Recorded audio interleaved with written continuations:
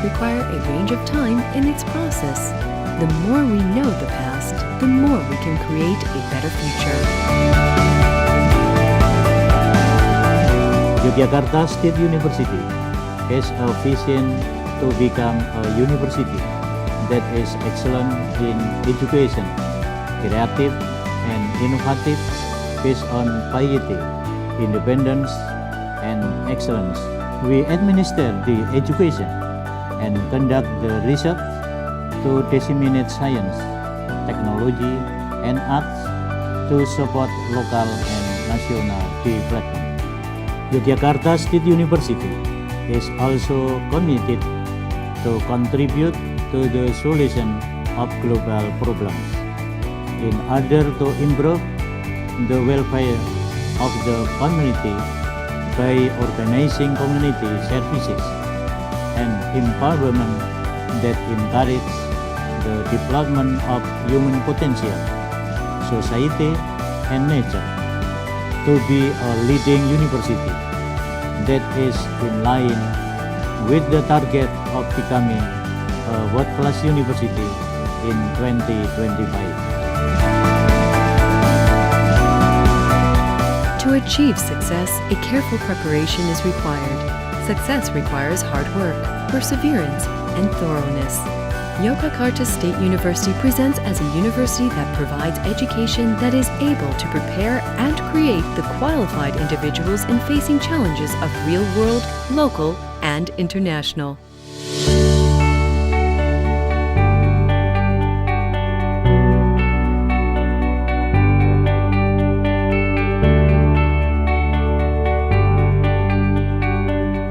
Useful science is the science that can touch the joint of community life into the bottom layer.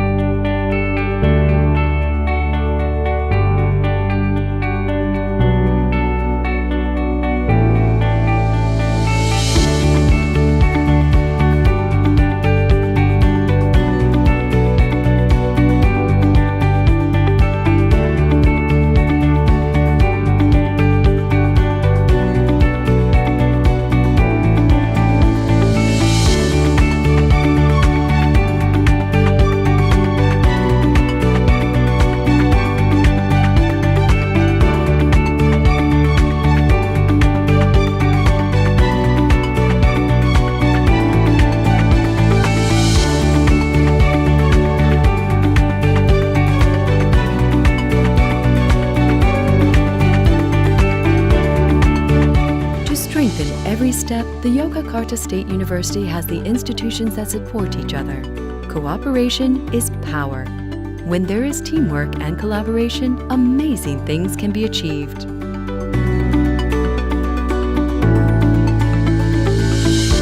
Yogyakarta State University always tries to give the best to provide the comfortable and adequate facilities for the academic community in teaching and learning activities.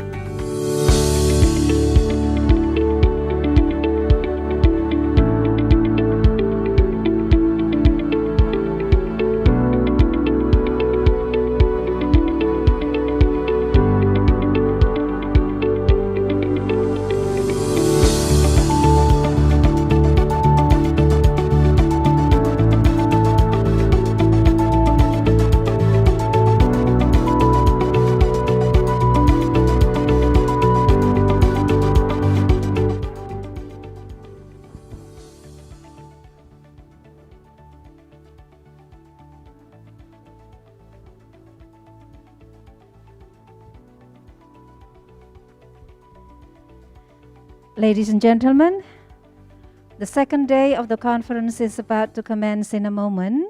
But before we start, let me announce to you some information that is important to pay attention to for the well-running of the conference. First of all, to help us recognize you easily, especially from the breakout rooms, would you please again, as what we did yesterday, put your name on the screen as required in the document sent by the committee to your email. In addition, also to ensure that the conference will run well, if not necessary, for example, when you are invited to ask questions or to respond to certain questions by the speaker or moderator, would you please make sure that your microphone is off. And then further information about how you can get involved in the presentation sessions, including asking questions, will be shared by the moderator. Assalamualaikum warahmatullahi wabarakatuh. Peace be upon you all, and good morning. Welcome to the second day of the 8th International Conference on Educational Research and Innovation held by Yogyakarta State University. This morning, we are in the second plenary sessions, and already together with us this morning are the 3 speakers from 3 different universities. And fortunately, they are all ladies. The first speaker is Professor Swarsi Madya, MA, PhD, from Yogyakarta State University. She will be sharing with us her ideas on the freedom to learn in the context of Indonesian culture. The other speaker is Dr. Norwaliza Abdul Wahab from University Pendidikan Sultan Idris, Malaysia. And the topic of her presentation is creativity in the context of freedom to learn. The third presenter for today is Associate Professor Dr. Minako Sakai from the University of New South Wales, Australia.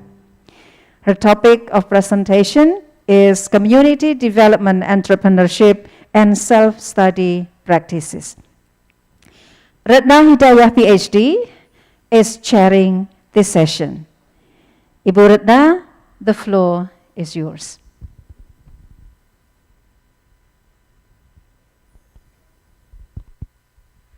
Thank you.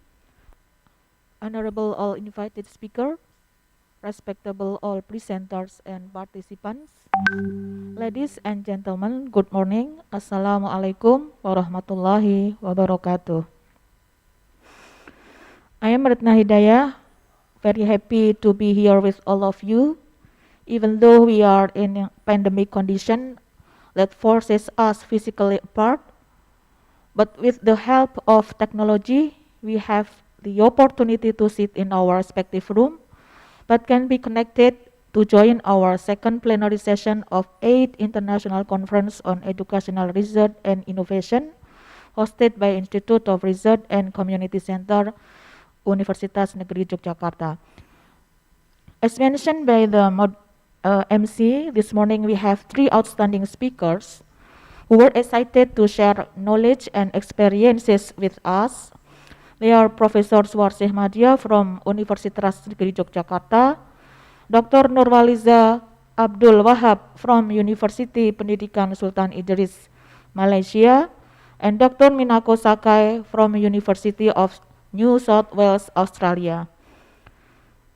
Professor Suwarsih, Dr. Nurwaliza, and Dr. Minako already joined this room Zoom, and it is my pleasure to briefly introduce them.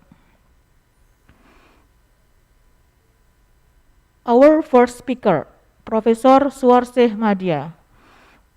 She has been an English language teacher educator since 1977.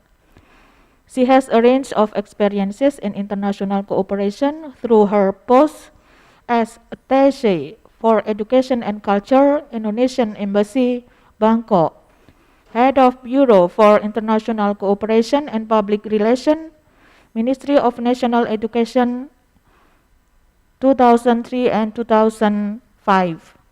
Member of the Governing Board of the UNESCO Institute of Education, Hamburg, Germany. YSU Vice Rector for Cooperation and Development in 2012 to 2016. And her involvement in board and council member of national and international organization, TEFLIN, Asia TEFL, ICSE, and APREXI. She now views language teaching from multi-perspective by relating it to other important matters such as character education, identity formation, international cooperation, and world peace establishment. In addition, her involvement in Scout movement has deepened her insight into education. Her research interest is around teachers and instructional development with emphasis on autonomous learning and also in intercultural learning, character education, intercharacter learning, and assessment. She is currently involved in the development of an online standardized test of English proficiency for national use by the Indonesian Testing Service Center. Our next speaker, Dr. Nurwaliza. She holds a PhD in Sociology of Education from University Kebangsaan Malaysia and now working at Faculty of Human Development, University Sultan Idris, Malaysia. Her field of specialization in Sociology of Education bring her to join in professional affiliation of Kesatuan Guru Kebangsaan Malaysia and ASEAN Academic Society of Vocational Education and Training. Her research interests mostly in indigenous education, indigenous pedagogy, and indigenous knowledge. In recognition of her expertise, she has been appointed as a consultant and advisory work related to human and education, both national and international. Today, Dr. Nurwaliza will share her experiences in the topic of creativity in the context of freedom to learn. Our next speaker, Dr. Minako Sakai.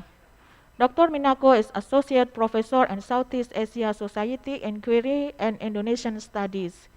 She is co-leading the Asia Pacific Development and Security Research Group at UNSW. In 2018, she was acting deputy head of school for 6 months at the school. She has been working on interlinked research themes, religion, Islam and development, and social change in Asia, especially Indonesia. She is keen to explore how social culture, norms, and values involving religion can work to foster inclusive development and support community empowerment. She will share with us today regarding community development, entrepreneurship, and self-studies practices.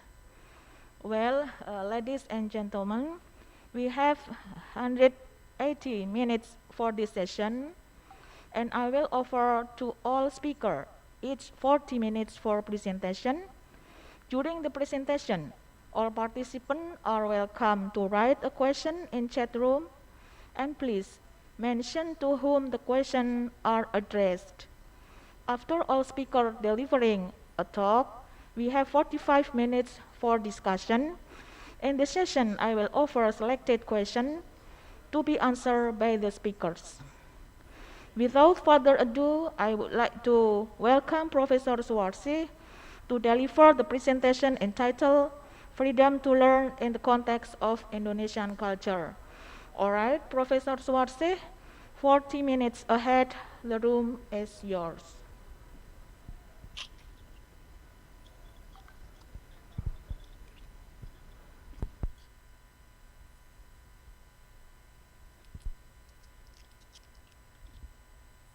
Thank you very much, Ibu Ratna, for introducing me nicely.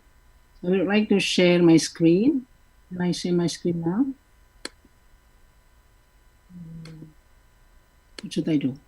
Share screen. Is it this one? I don't know whether. Oh, no, it's not this. Sorry.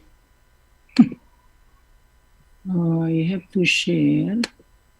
Just a moment, this technology, you know, it's all technology.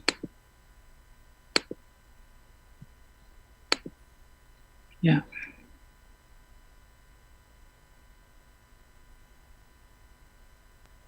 Okay. Well, good morning, everyone. Assalamualaikum warahmatullahi wabarakatuh. Can you hear me, all of you? I want to check. Can someone tell me whether my voice is heard? Yeah. Okay. Oh, Very that's clear. good. So I would like to begin with the introduction because my mind is in fact enlightened by the minister's speech. So the minister, in fact, realizes that he wants the practice improved, and now the desired educational practice is so far away from the reality. There's the desired educational practice in existing socio-cultural context to achieve the desired Indonesian person. Now that's it's still far away from reality. So he wants to have the freedom to learn, to really improve that. There's the biggest challenge to answer is through the so-called freedom to learn. Now then, but I would like to go back to the concepts which are appropriate for the desired freedom to learn in our Indonesian context. Yesterday, the Director General is really explaining the big concept, the breakthrough, in fact. But I would like to touch on how to deal with human beings. So my question is, what model of freedom to learn will support the achievement of the desired Indonesian person? Person means here in fact, the teachers and the students later on. What conditions are necessary for implementation of the model? Let's see. Now, this is the speech. I would like to really present this because I'm very interested in this. The minister, from the minister's speech, I listed here that teachers are tasked in shaping the future of the nation, but they are given regulation more often than support. That's what the minister said. Teachers want to help those students who are feeling left behind in class, but their time is spent on seemingly inconsequential administrative staff. Then teachers know that a child's potential cannot be truly captured by exam results, but the teachers, under pressure from various stakeholders, are forced to chase under numbers anyway. Then I observed this when I was head of the Office of Education. They are pressed, in fact, chased by the numbers. Then teachers want to inspire students to learn about the world around them outside the classroom, but the curriculum requires that classroom doors remain shut to adventure. Teachers are frustrated because they know that the real world children's success will be determined by their ability to collaborate and their ability to work and not ability to memorize. Implied, this implication is the students' achievements are measured in terms of how much knowledge they have. Then teachers know that every child has different needs, but bureaucracy has prized uniformity over diversity. Teachers want every child to feel inspired, but they aren't given the freedom to innovate.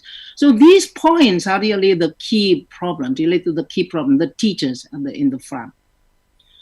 And I was really relieved when the minister said that he will not give empty promises and he will fight for the freedom to learn in Indonesia. And he realized that change is a difficult thing and uncomfortable thing. It's good to realize that. Then the next point is that change cannot begin from the top. That's a very good statement. Everything begins and ends with teachers. So he realized that teacher here is the key player in that. And he even said it's a relieving here. Don't wait for the permission, just start. Okay, so we have in fact the door is open for creativity and etc. etc. So small change appreciated. So the students will be given to this opportunity to discuss. Then opportunities to create. Then you have they have opportunity to also have the service learning activities. And the one thing here which is relieving too, identify talents in the students who lack self-confidence. So it's it's, everyone is welcome in the classroom.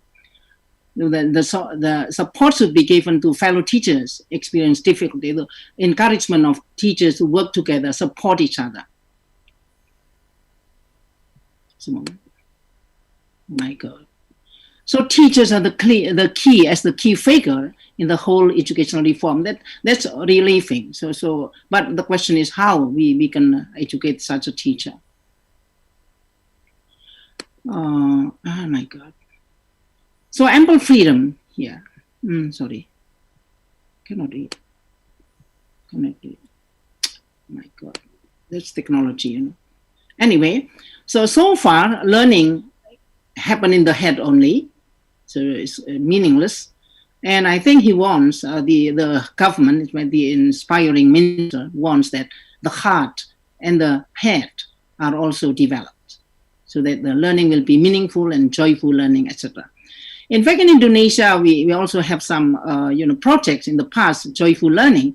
But, it's as the project ends, everything is ended too. It tends to be like that. The freedom to learn is also there in the 80s with the JBSR, but it's also it was not successful because I think those who are exercising most responsible freedom are not catered for carefully. Now, of course, we have here children. We recognize that children are different in many ways. You have learning styles, you have intelligences, personality types, cultural background, learning experiences, and needs are different. Expectations are different, interests different. So, in fact, despite different paths, they have the right to whole development and long-lasting happiness. This is my belief. So every child has that one. Then, therefore, freedom to learn according to their characteristics within their cultural context should be the key movement here. Then I put the freedom in the Indonesian context. That's philosophically here. God has granted life when to the embryo. That is, life starts as God granted it to the embryo. Then the human being here are here. I illustrate freedom develop very in the process. At the beginning, we were very dependent on our parents and adults. So it's decreasing here, and the freedom here is increasing. And then, when life ends, someone dies, returns to her creator, and to whom she will be held responsible for what she has done that is fully independent here. No one can help them. So you have this should inspire that being responsible freedom should be instilled in the students, not absolute freedom. And yesterday it was also said by many the speakers that no absolute freedom, there's responsible freedom. But I would like to put that in a spiritual, because we think, because we have the Panchasila, we have the belief in one God. So here, learning to be independent is a necessity. That's one statement I made. And learning to exercise responsible freedom, I say, is a humanity obligation. Then from being totally dependent at birth to fully independent after death. So these are the three here become one. Now, what is the whole child development, in fact? In the with head and mind and body, Indonesian context, the whole child development is implemented to achieve the function and goal of national education, which is to contribute to the achievement of the goals of Indonesian independence. So here's the development of the head, intellect. We have the heart, the values and affect, and the hands, that's the body, the motor, psychomotor. Then a national goal, and that one here. And in fact, the whole child development is emphasized by humanistic education proponents, such as Ki Hajar Dewantara, Carl Rogers. You have follow prayer, you have Maslow, for example. So it's not new altogether. There's back to that one, in fact. Now then, national education here, is there are both here, character and ability. For so we can see here the whole lot is a heart and all good spiritual, etc. So the whole development, child development in Indonesia includes spiritual, ethical, moral, logical, and intellectual, kinesthetic, aesthetic, and social. And this is the goal of national independence. I always think that with a purpose in mind, so our state will be strong. And I think this will result in a good life imbued with justice and welfare for the whole nation. That is still far away from now. Then my thesis is that the model of freedom to learn will be truly fruitful in the context of Indonesian culture if it emphasizes the whole person development in the existing layers of social cultural context, local, national, global. And great ideas about freedom to learn, a good life, and whole child development are essentially not new. But they have stood the test of time. It means that it's very essential in our life, a long life in the world. We have Socrates here.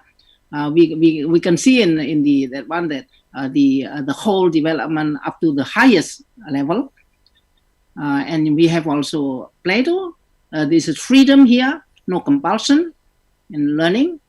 And it's total here also in the self-actualization. And freedom means obedience to a self-formulated rule. That's very interesting. Freedom is obedience to a self-formulated rule.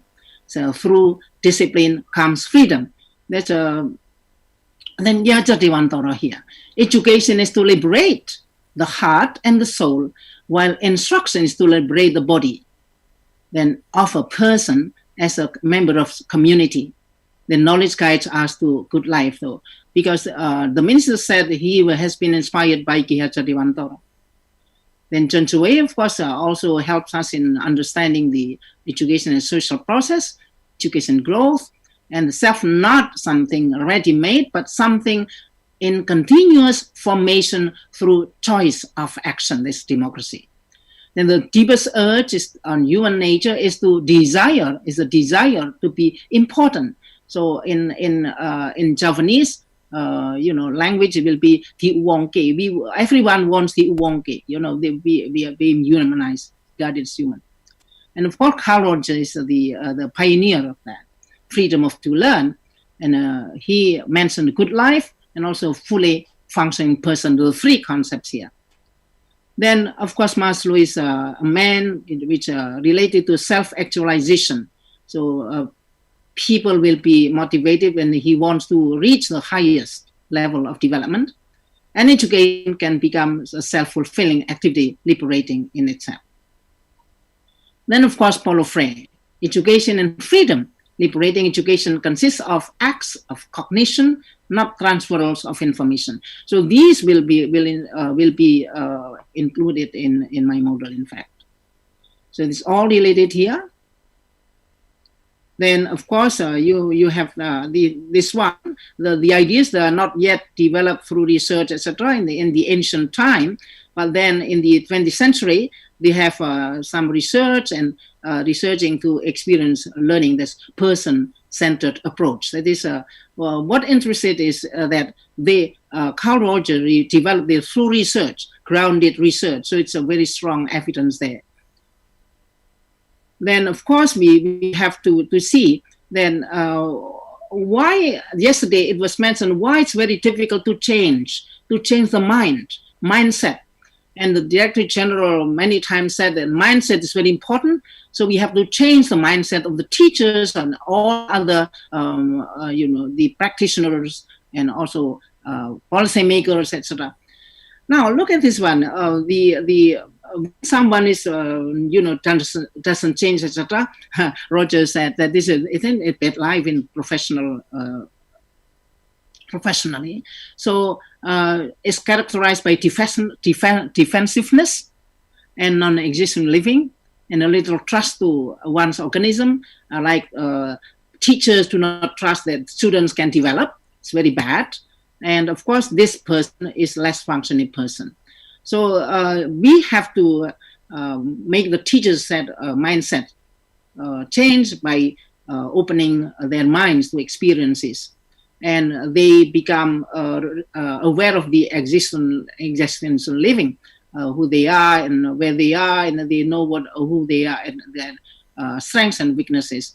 And we want the teachers to trust that students have the potentiality to develop, and we have to help them in developing to become a fully functioning person. So leading to a good life. So good life is happy, full of happiness, etc.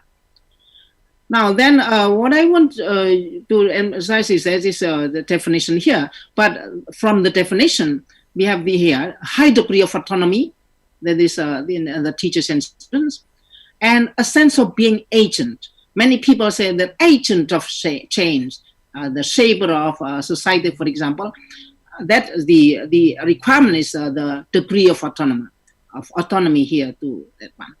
And of course here, plus a capacity to adjust and adapt to changing conditions and to produce creative ideas and to initiate projects. There's creativity and innovation, yes, and here.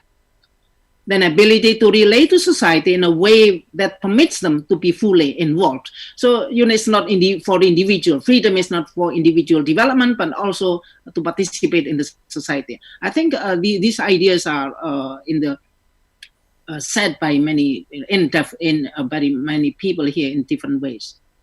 So, freedom to learn, theory is dimming, but now it's revived, found its revived reference in Indonesia in the following century. I mean, it was developed last century, but now it's revival. This experiential learning. We can modify experiential learning, but I think yesterday Director General also has mentioned check-based learning, problem-based learning, etc. All experiential learning. Then what is freedom, in fact? That is the core concept. Freedom lies inside this inner subjective existential freedom to choose one's own attitude in any given set of circumstances, to choose one's own way. That is the quality of courage, the discovery of meaning, the burden of being responsible, and the recognition of person as an emerging process. So person is dynamic. So this is freedom. So freedom is not absolute, but we have the responsibility like that. Then, of course, here the freedom can be possessed through a process of experiences. Therefore, experiential learning will be probably the best to help the people to become more feel free, more free here in decision and more autonomous. Then our question will be, what is the here? The first is that experiential learning should have the quality of personal involvement. I think yesterday it was mentioned too, personal involvement. The whole person in both his feelings and cognitive aspects in the learning event. So head and heart. Then it is self-initiative. So I think in this way, the students should be given opportunities to propose something, to have self-initiation. Even if the impetus or stimulus comes from the outside, like the teacher's stimulation, the sense of discovery, of reaching out, of grasping, and or comprehend should come from within. So the student feel that there's something there from within. Simulated by the environment is no problem.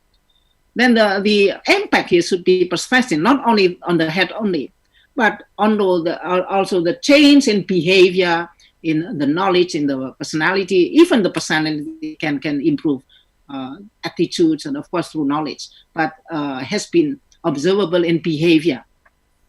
And the type of personality not change, but probably improve. Then it is evaluated by learner. Now this self-evaluation is encouraged here. I think now the assessment is assessment for and as learning is developed. I think this is rooted here. So the whether it's meaning the learner knows whether what is learned is meeting his need, whether it leads towards what he wants to know, whether it illuminates the dark area of ignorance or he is experiencing. This the learner knows well. And the essence of learning is meaning.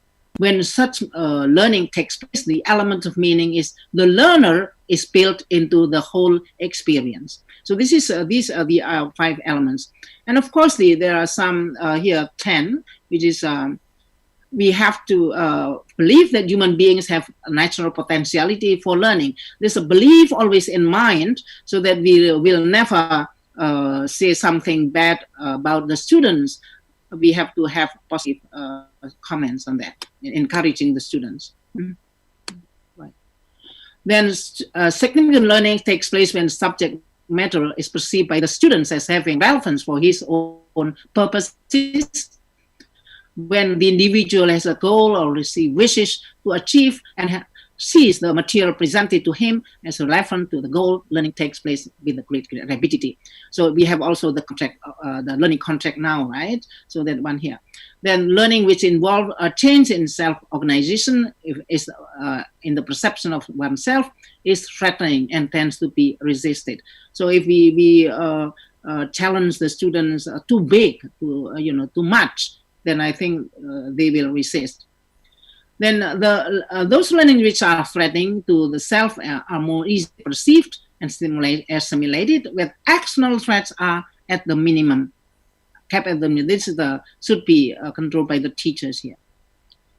So when the threat is to the self is low, experience can be perceived in differentiated fashion and learning can proceed. So that is that here.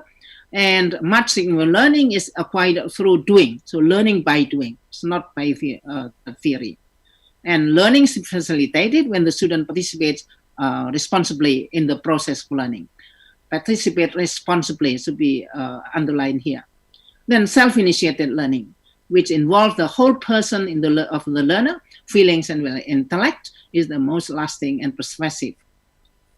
Then you have independence, creativity, and self-reliance are all facilitated when self-criticism and self-evaluation are basic, and evaluation by others is of secondary importance.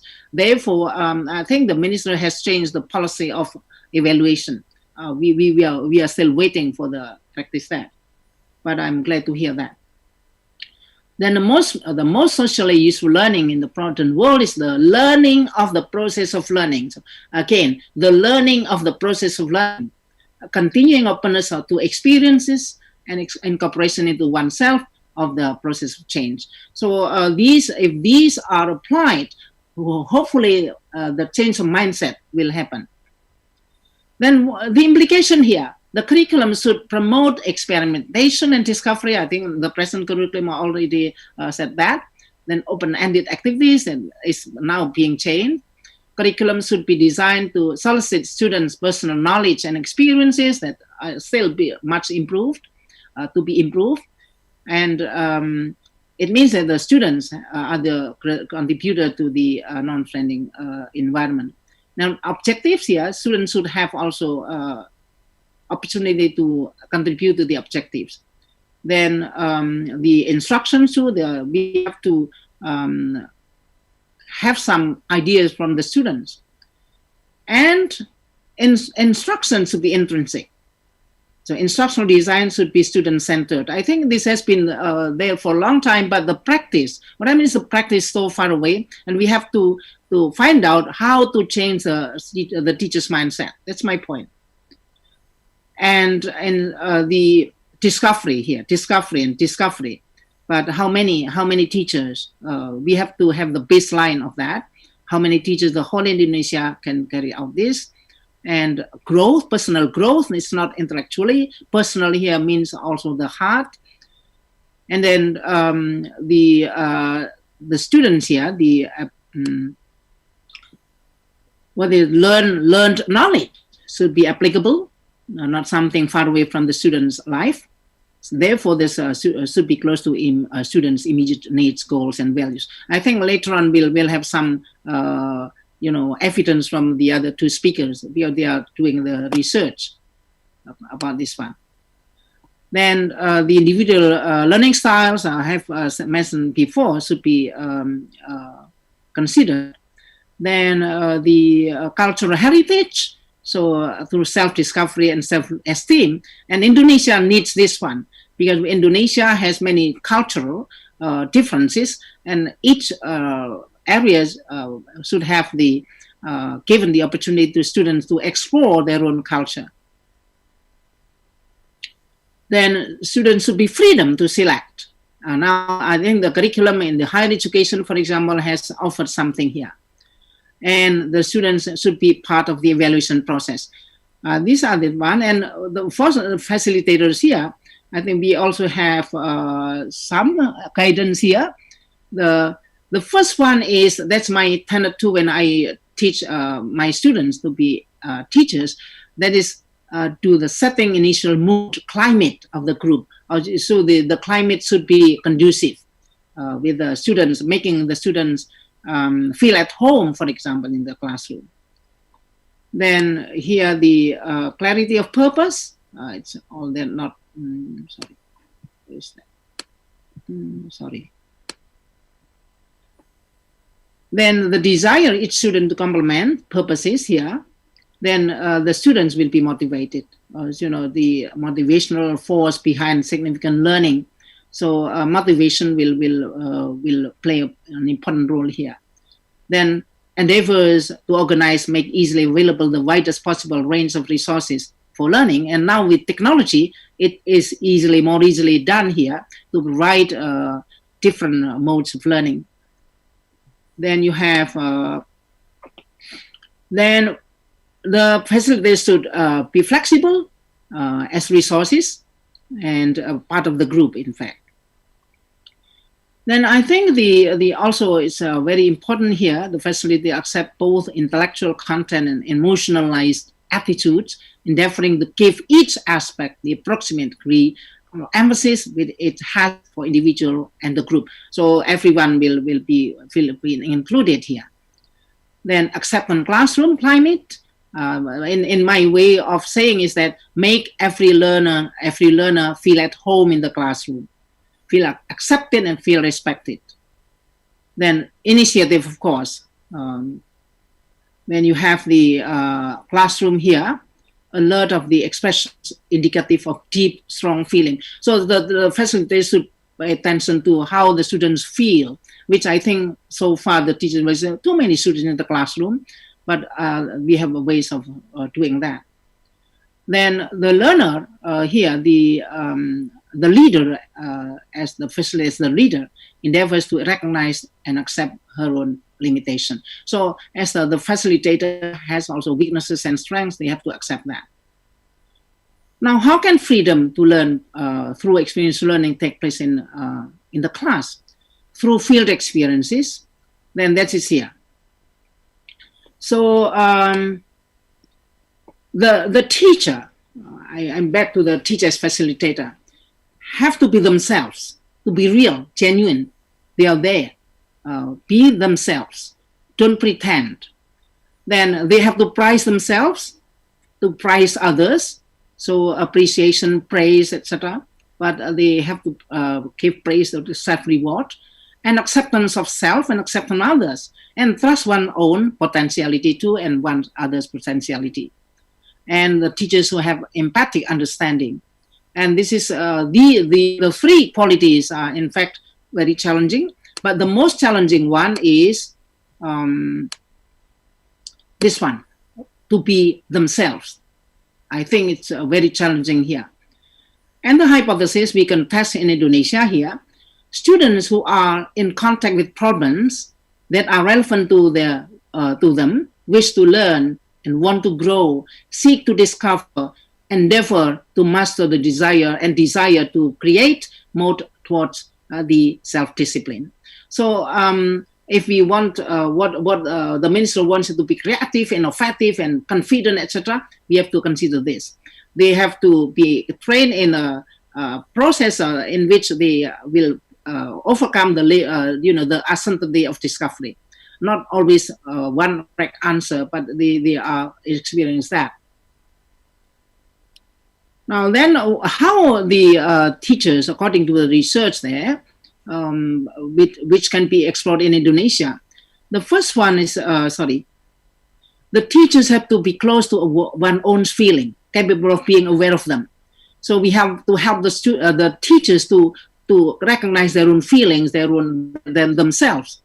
And then they learn to be willing to take the risk of sharing one's feelings, and as they are, inside, not disguising them as judgment or attributing them to other people. So I read in one article that, well, sometimes the teachers show anger, but this functional anger. I say functional anger. There's a reason to be angry, and not too long though. It be advised to not to be angry not too long.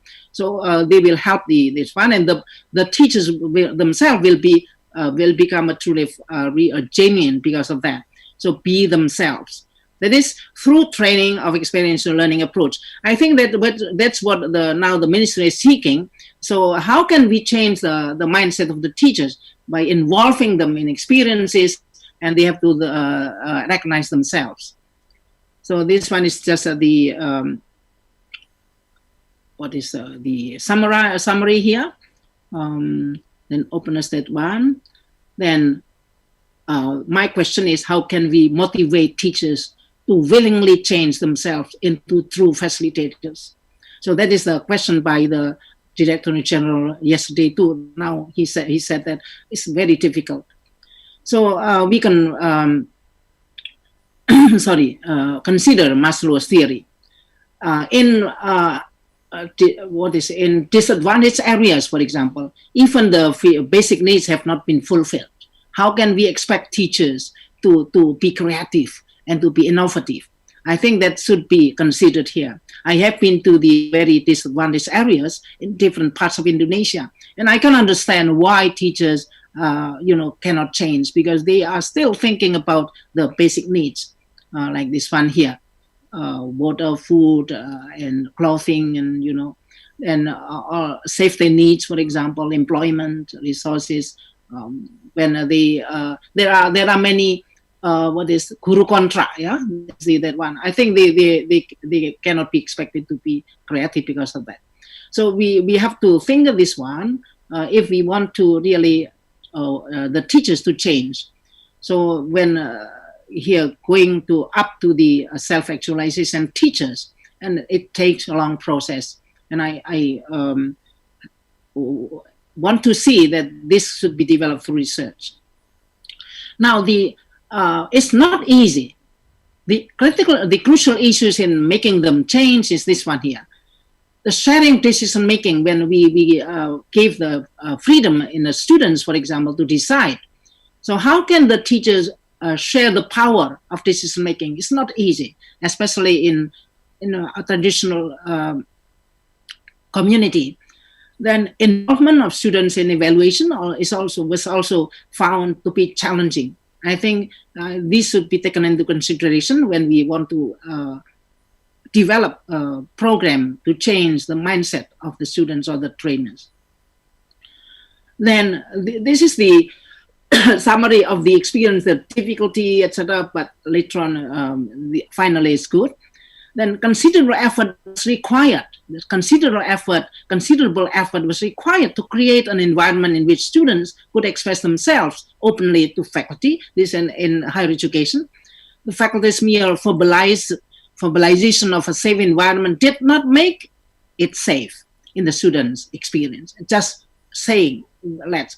But honesty and openness also difficult to achieve. This was especially evident in handling students' confrontations with faculty. Then students became empowered, they were often angry with the faculty about course and requirements. I think this can be a clash, sensitive issues here. Grading criteria, they are protesting. And I experienced that. My students, protested that, and we discussed and we understand finally, but need discussion. But through a long process, gradually it became clear that the person-centered approach was not idealistic, utopian education form. So it's real. What was discovered to be true was that the person-centered approach is essentially a person-to-person relationship between the teacher and students. In teacher education, of course, between the lecturer and the student teachers, in the in-service training between the trainer and the trainees. So person to person is more involving feelings and close relationship. So the the three effects here from the research we can find out here. The students came to accept more responsibility for their learning and became more self-directed. This is what we want them to become. The students felt less helpless and exercised more power in the academic setting and established more independent relationship with faculty. So I think I would like to go, because it's the same as that. But here, how can I go back to?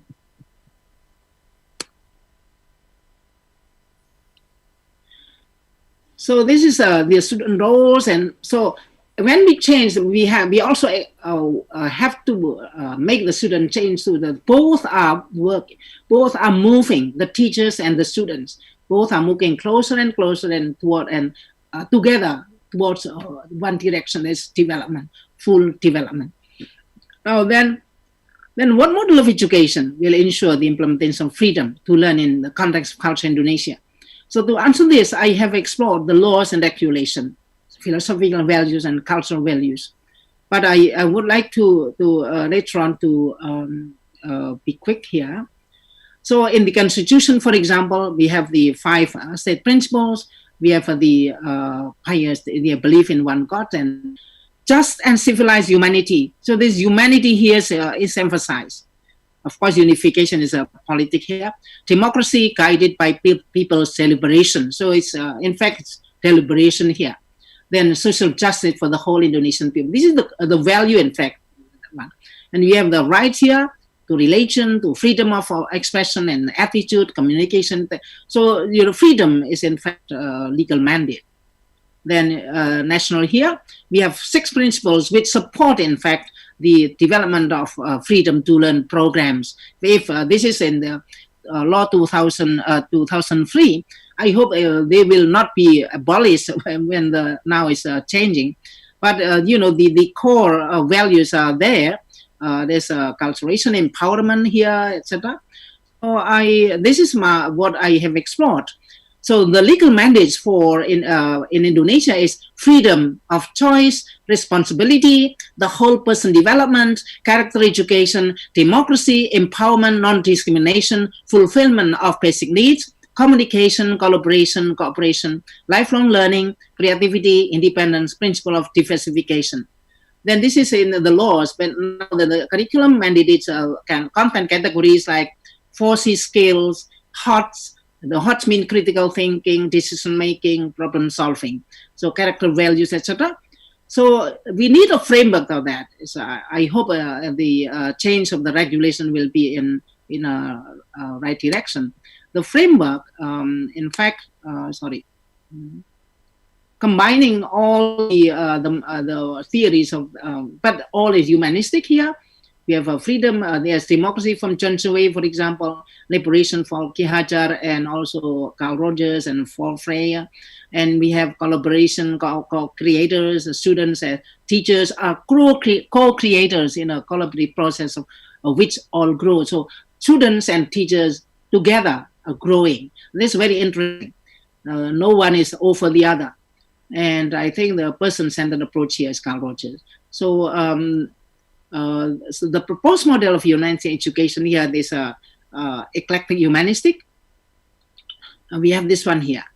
Experiential learning, emphasizing the whole person development, religiosity, empowerment, justice, democracy, cultural diversity, 4Cs, hearts, and character values. So this will be supported by assessment for and as learning during the process.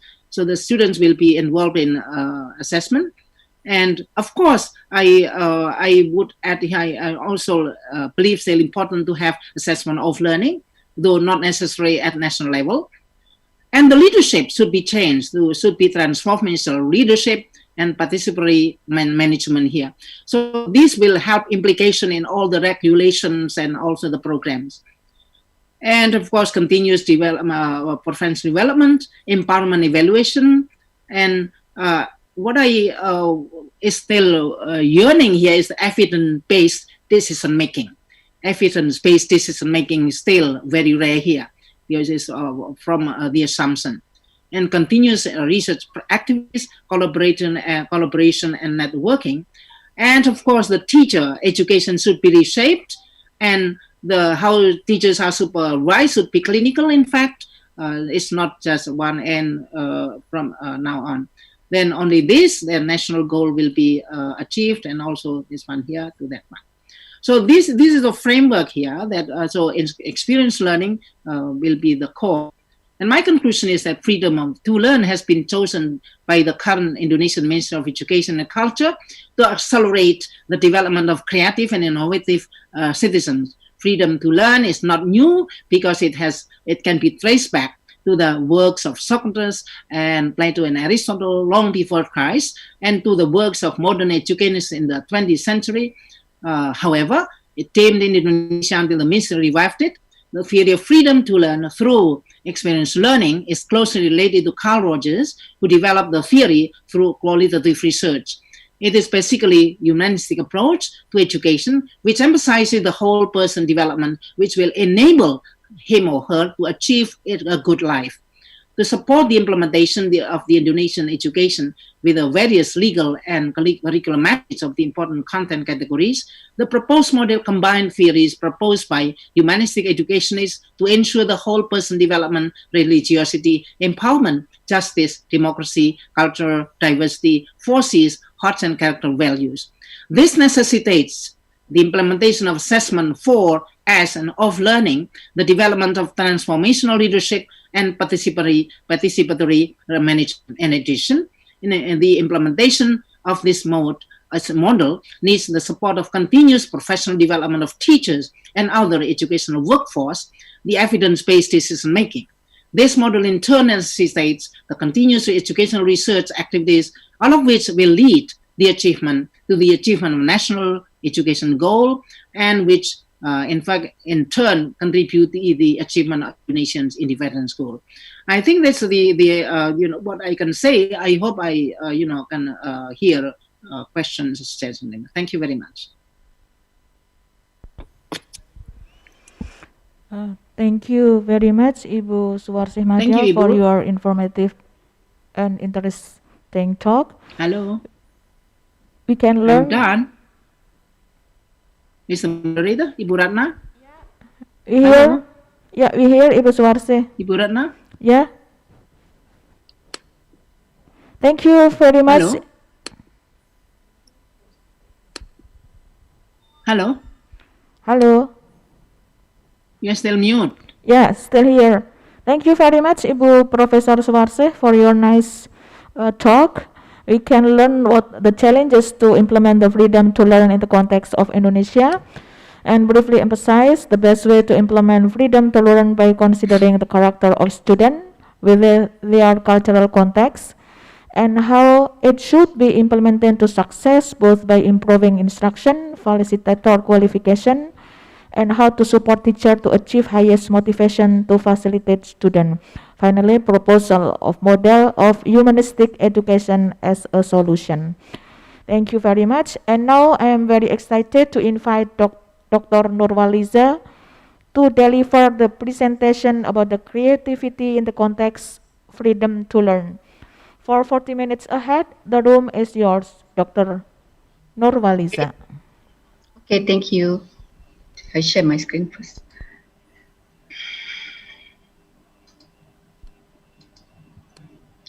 Can you see and hear me clearly? Yeah, yes. All right. Okay, thank you very much to Dr. Retna Hidayah, and good morning to all the participants and professors. First of all, I would like to thank you for inviting me to deliver my speech on creativity in the context of freedom to learn. But I wanted to focus my topic on the indigenous knowledge, because as we know that why I choose this indigenous as my main topic, because we always neglected them, okay, as our part of our society. So actually it's quite fitting for them, because as indigenous, I mean orang asli in Malaysia, we call orang asli in Malaysia, and in Indonesia we call them masyarakat adat. Also the Maoris in the New Zealand, and the Aborigines, okay, in Australia.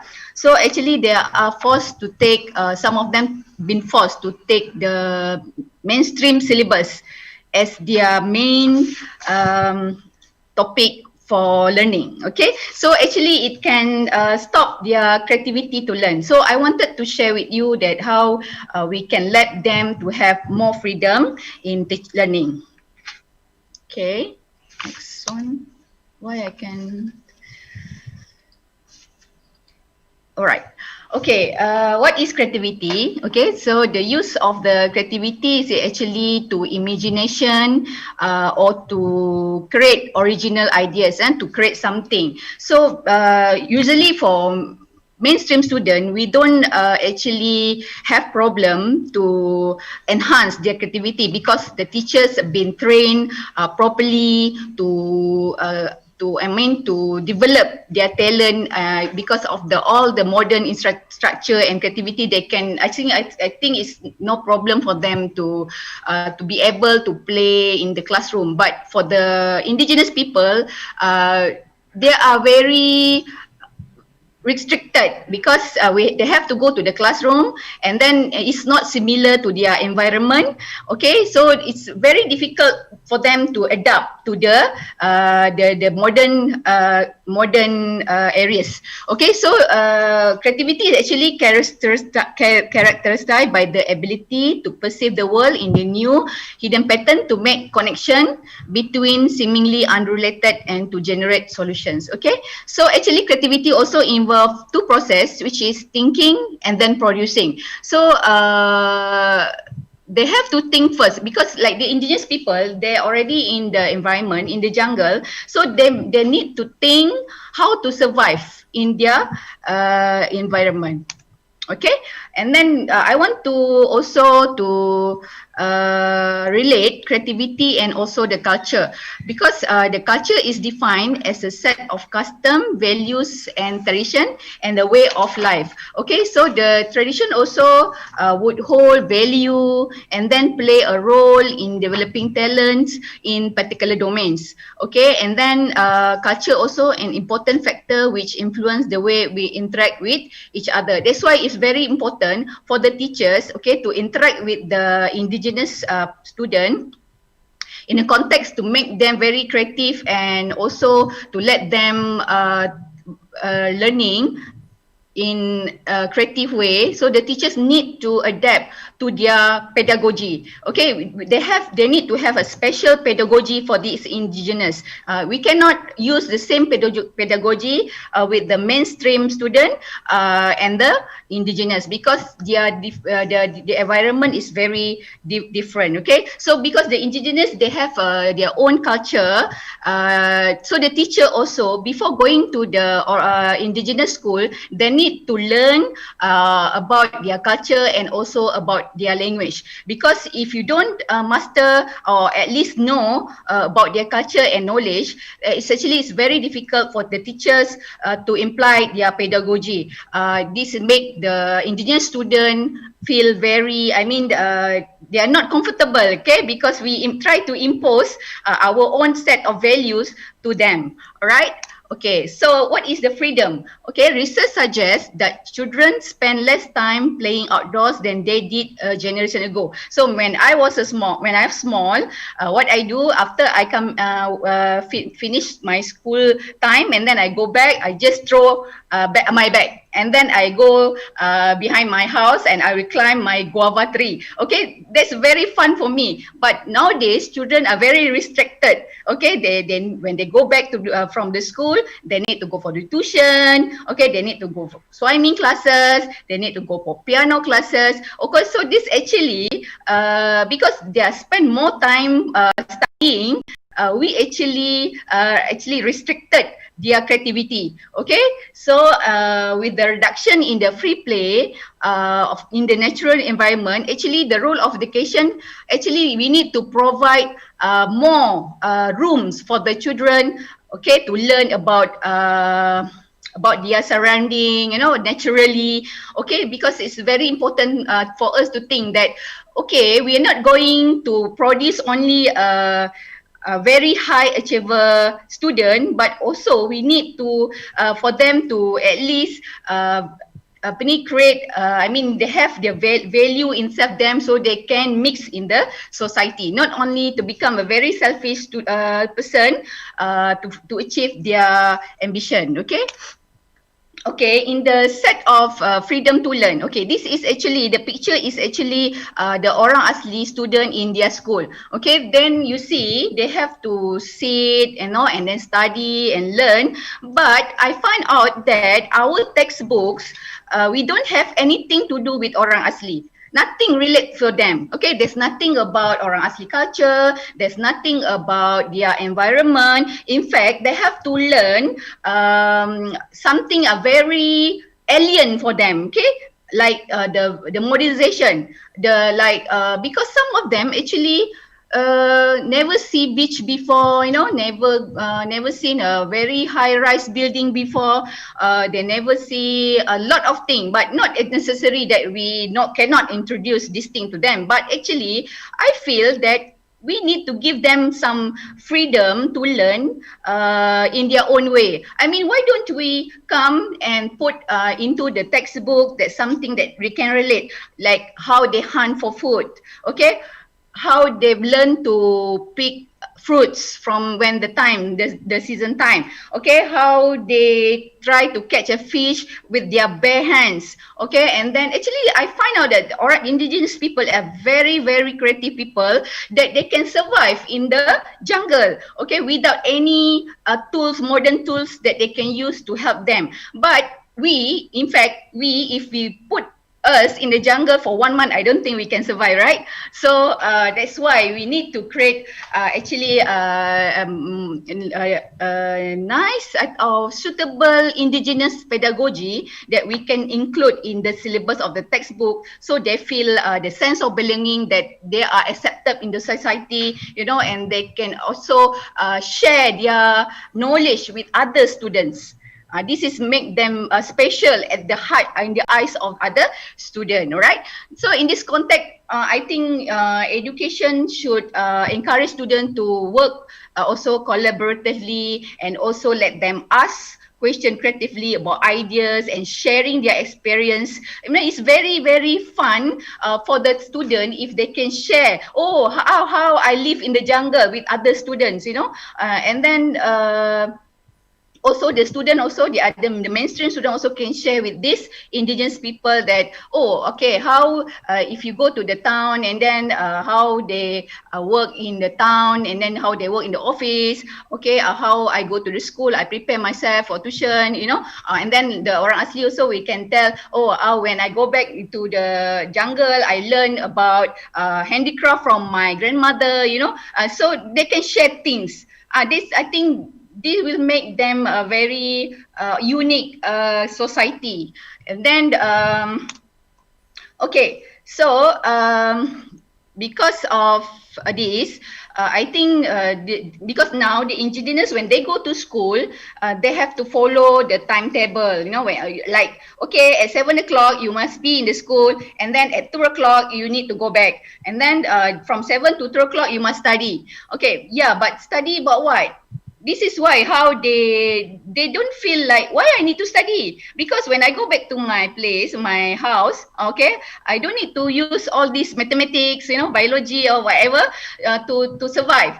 But we as the educators also, we need to tell them that, you need to study, because maybe sometime, maybe you need to come out from your comfort zone, and then you want to work somewhere, but at the same time we need them to accept what they are.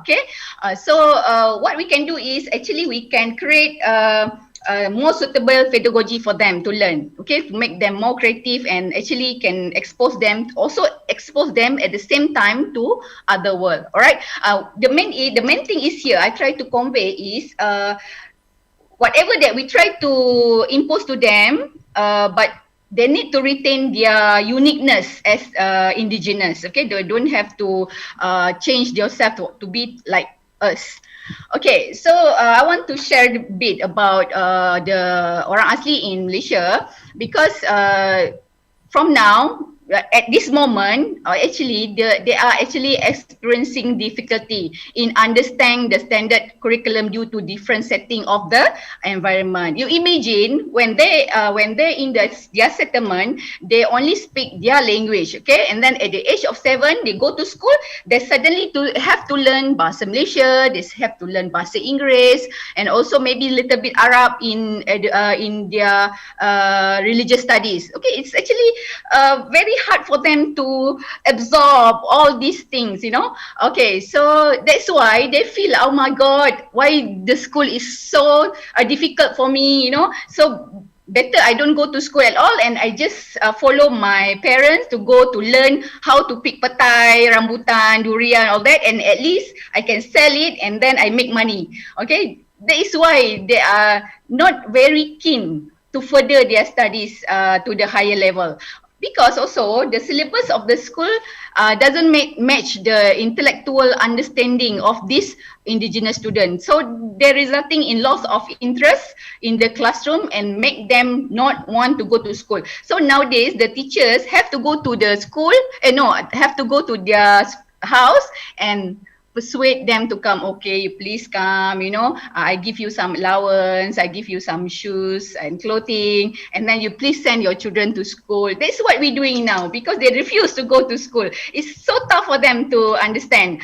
And then we also actually fail to understand actually what actually these indigenous people need in the education.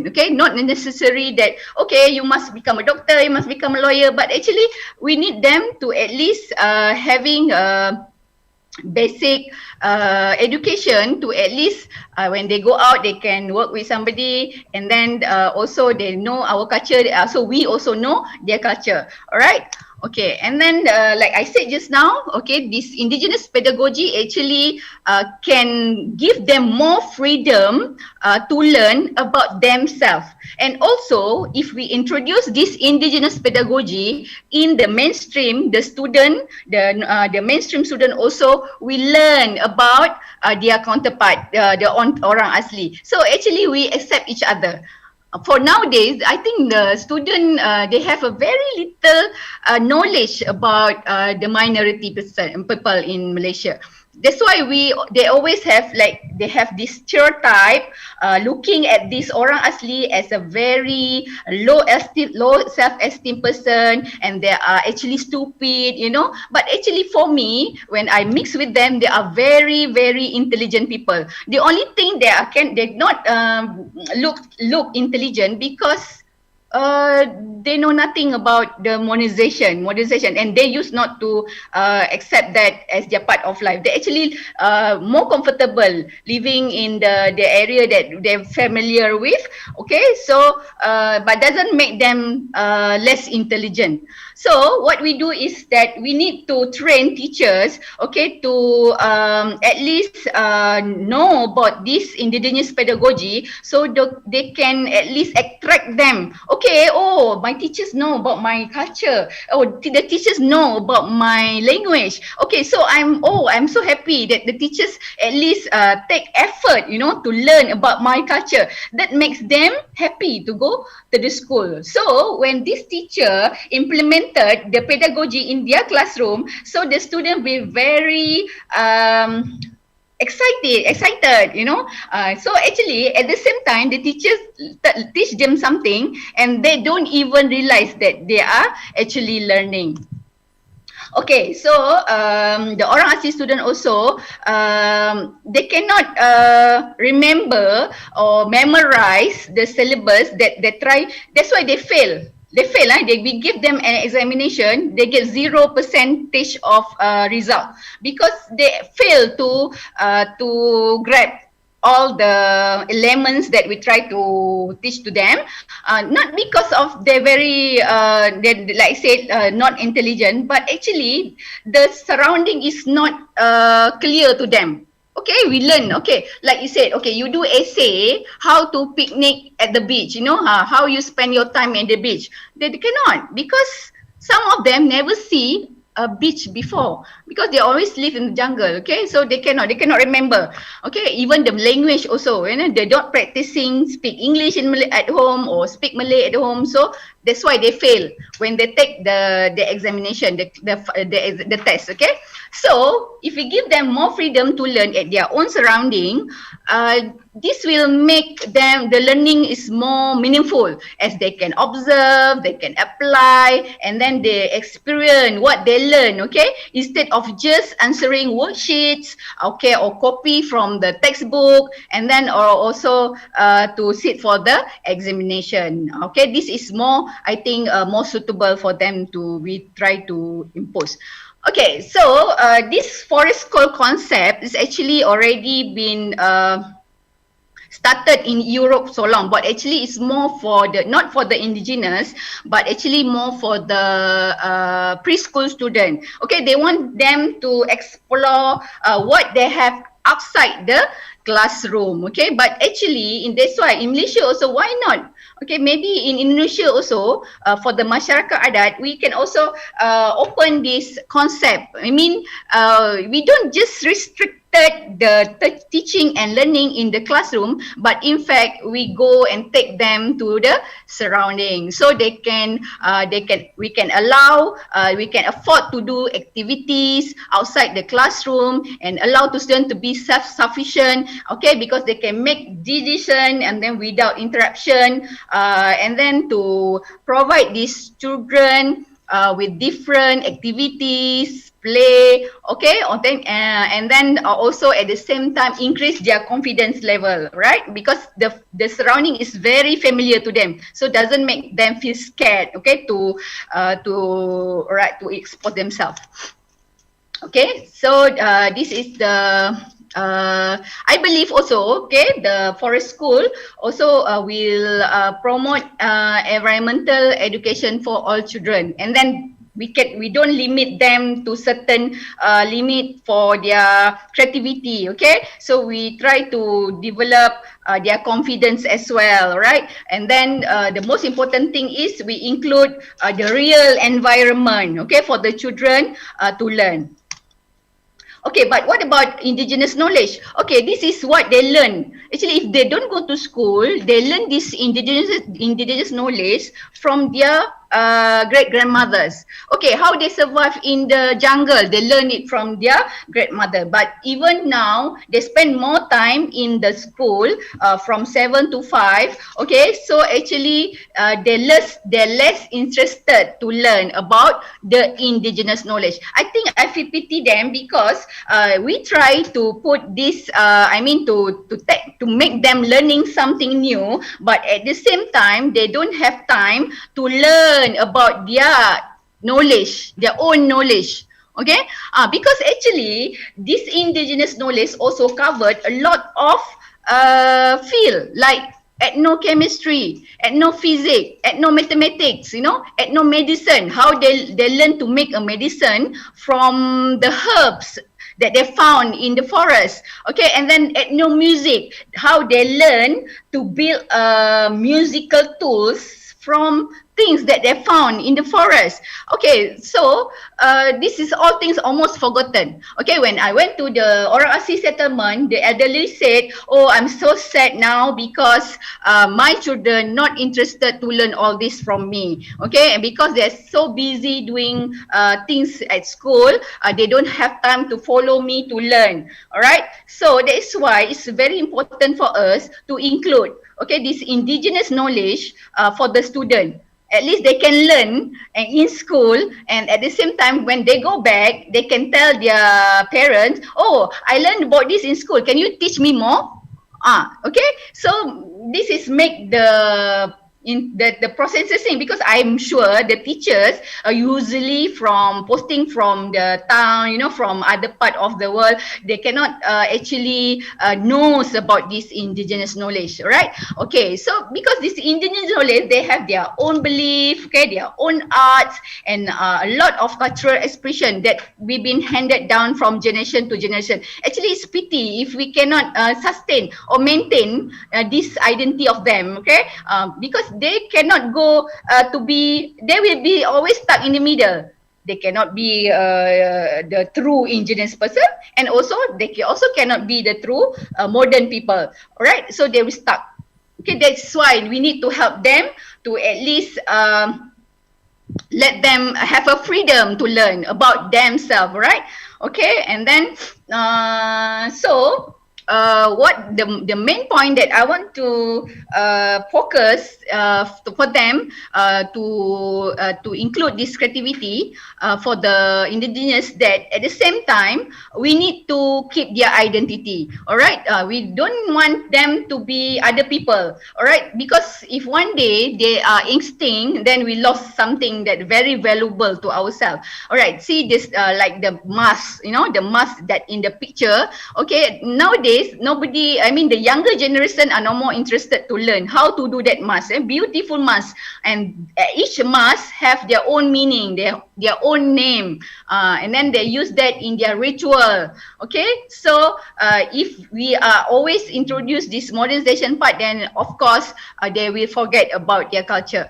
And then the second thing is to ensuring the survival of indigenous knowledge as part of the learning process. That is why we need to include the indigenous knowledge in the syllabus, so at least they can relate. Okay, or I have this as my own rich cultural treasure that I need to maintain. Okay, for them to learn. Okay, not to forget about that. And the third one is also forest sustainability. At the same time, even though that we teach them about this monetization, that we need to remind them, or also to us, that it's very important, okay, to make the forest maintain the forest as it is. Okay, when if you I mean, if you damage the forest, and then what will happen to our future generation? Not only for the indigenous, for also for us. All right. Also, at now, the indigenous people actually is having a very difficult life, because most of the forests already been cleared, you know, so they have difficulty to find food, nice clean water. And then this is the thing, of course, that we need to remind not only them but us, that we need to protect. But for me, they actually the orang asli or the indigenous actually already practicing sustainability from last time. Okay, they not simply chop down the tree, because I met one wood carver. Okay, they said they only select a criteria, certain criteria tree to chop and to make as a wood carving. Not like us, we just bulldoze everything, you know, cleared the land, everything. So that actually we need to learn from them. Okay, they are so creative that also they can from the footprint of the animal, they can know whether it's a female or for male. That, do we learn all this in the classroom? No, right? So that's why we need to at least make part of the to learn, right? Okay, and then the fourth one is to impose sense of belonging. I mean, when you try hard as a teacher or as an educator, okay, to learn about their culture, and then they feel some sort of sense of belonging. I mean, they then make them love to go to school. Okay, of course, we don't want them to forget school totally at all. Okay, at the same time, when they learn about their knowledge, also we wanted them to learn about schools. Okay, this is actually the text that the interview text that I asked the elderly people in the indigenous settlement. Okay, they said, okay, they learn about many things at school, but nothing directly about themselves as orang asli children. It's very sad. Okay, actually, nobody nobody realized that actually we have this group of minority that we need to acknowledge, you know. I mean, there's nothing. If you open the textbooks, it's only about, I mean, the main ethnic in Malaysia lah, like Malay, Chinese, Indian, but nothing about orang asli, nothing at all. So even though we don't have to create a special education for them, but at least we include something in the textbook. And then she also said, losing a culture and language is a very devastating thing. I would hope that the education department encourage and formalize a practice where children are given time to understand and at least know about their ancestral culture. It's very sad, you know. They don't know how to weave anymore, weaving mat, you know, weaving basket. They don't know anymore. And then don't also not interested because they don't have time to learn about the thing. Okay, so actually indigenous knowledge is vital for orang asli future sustainability. Okay, and then it should be the foundation of orang asli children to learn, so they can sustain such knowledge and be innovative and creative at the same time. Okay. And then they said also indigenous knowledge needs to be included in the school syllabus so young people can practice and not forget about the knowledge mastered by their ancestors.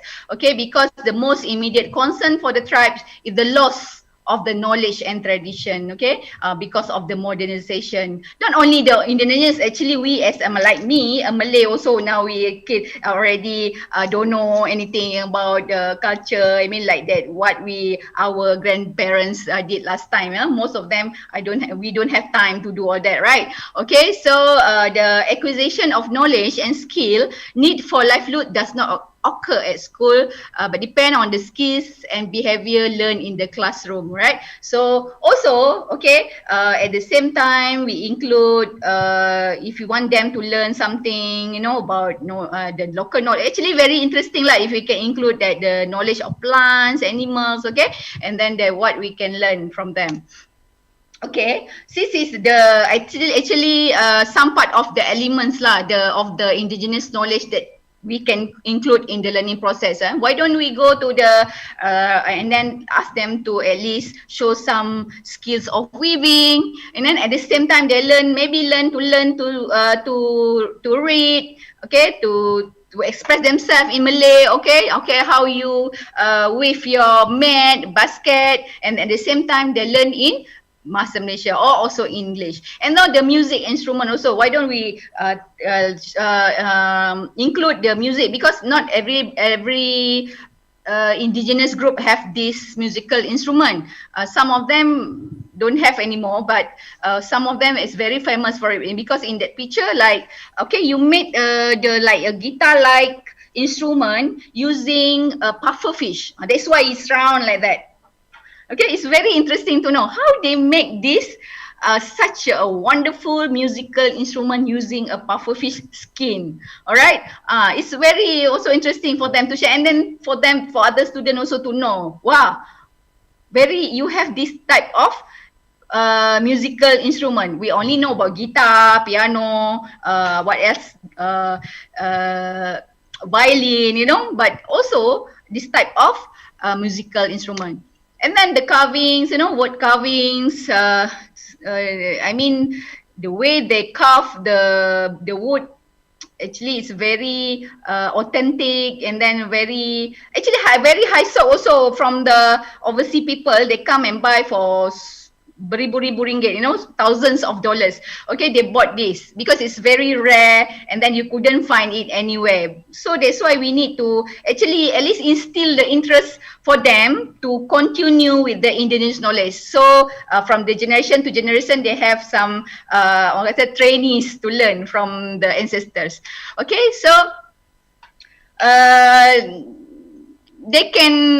That's why we need to. Also to promote to this indigenous knowledge, that when they learn this art of weaving or wood carving, and then maybe they can proudly show their skill, and then also to learn about their rich culture and history, to reflect their own identity. Okay, all right. Okay, this is part of the medicine. I think very famous plant, itu tongkat ali. Maybe you heard of it. Okay, it's actually an aphrodisiac, they say it. Okay, so actually, but part of that also they have other values for medicine, like headache, stomach cramp, all that. This is very interesting to know, because some of them doesn't know how the tongkat ali looks like anymore. Of course, we seldom see, right? But they can actually identify, and also where to locate where the tree planted. No, I mean they grow it by themselves, but they know where to find for the sources, and then they can sell also as source of income. Okay, then just now to talk back about the sustainability, all right, it's also very important, yeah, for us to remain the sustainability of the forest. And also the same, they are actually really taking care of the forest, because forest is their livelihood, okay, like their heart, their soul.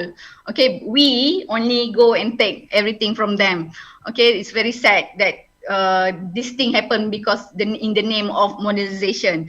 But we must think about these people, that they are actually a lot of them still living in the jungle, and especially in the remote area, because in the indigenous in the very remote area, actually they don't go to school at all, but at least we know they are existed. Okay.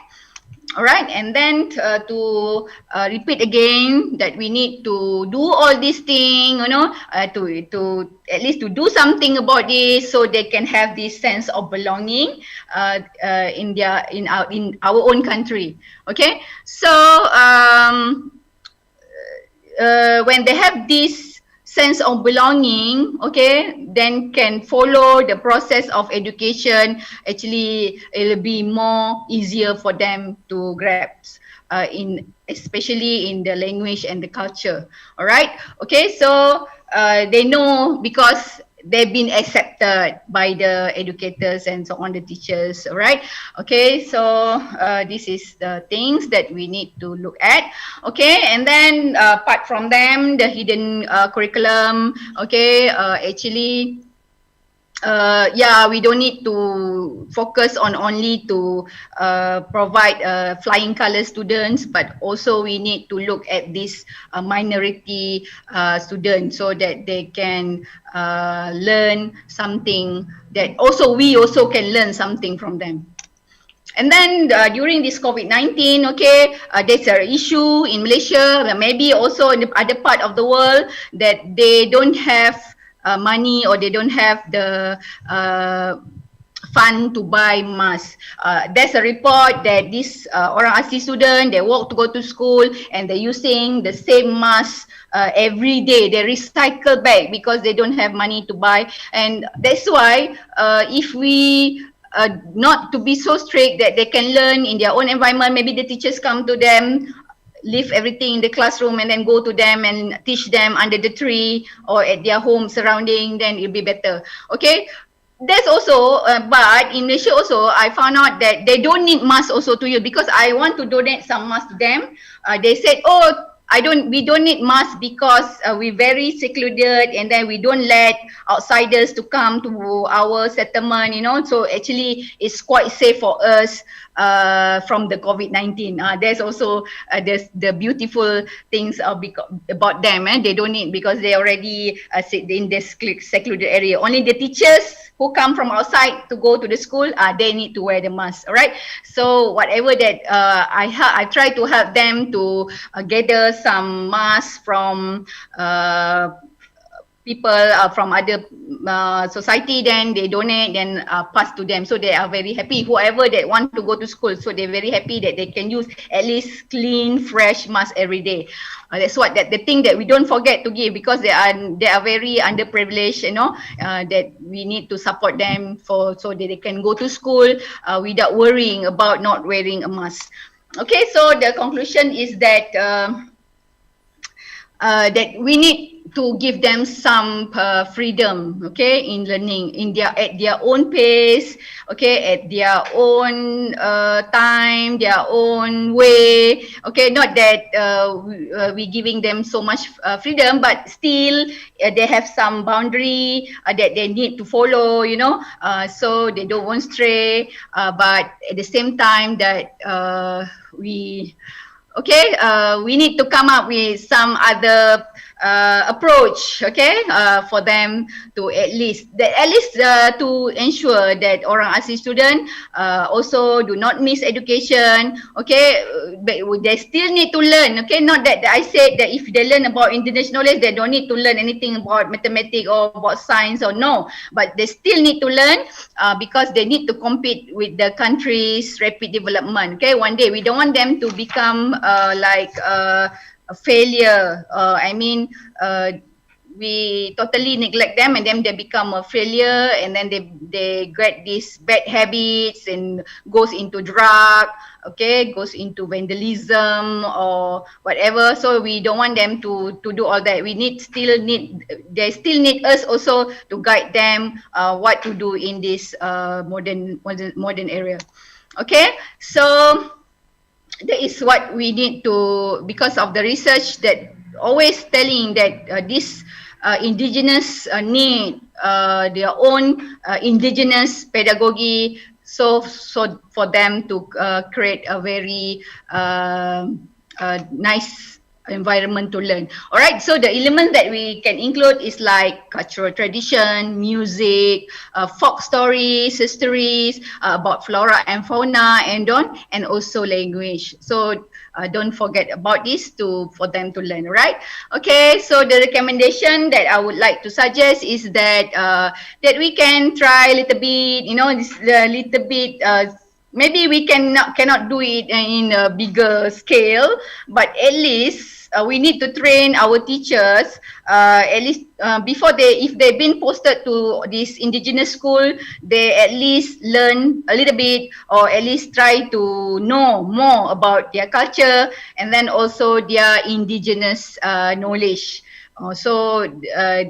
Then also to do this, we as a policymakers also we need to support, giving training and engagement for the teachers, especially about the indigenous, right? So they can become more familiar about orang asli culture. Alright, so I hope with this sharing that we actually more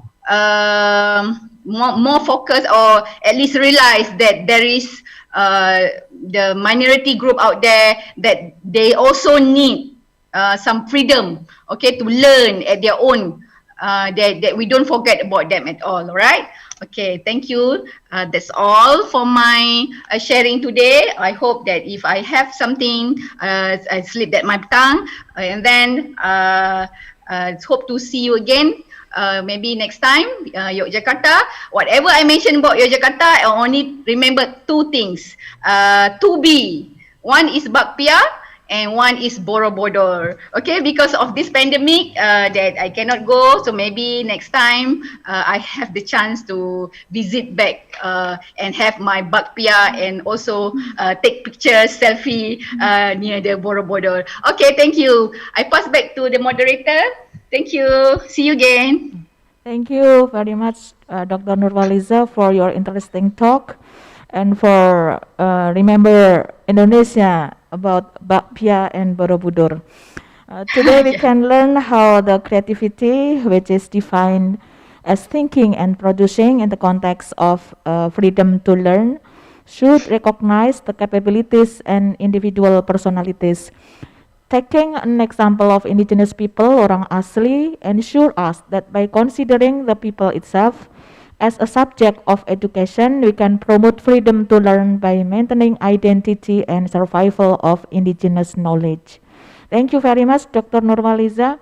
And now I'm very excited to invite Dr. Minako Sakai to deliver the presentation about community development, entrepreneurship, and self-study practices. For 40 minutes ahead, the room is yours. Thank you. I just want to share my screen. So, the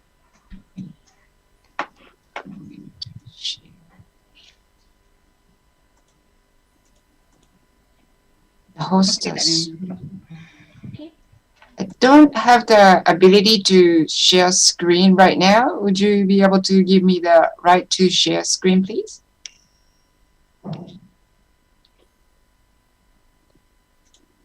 Open list. Okay,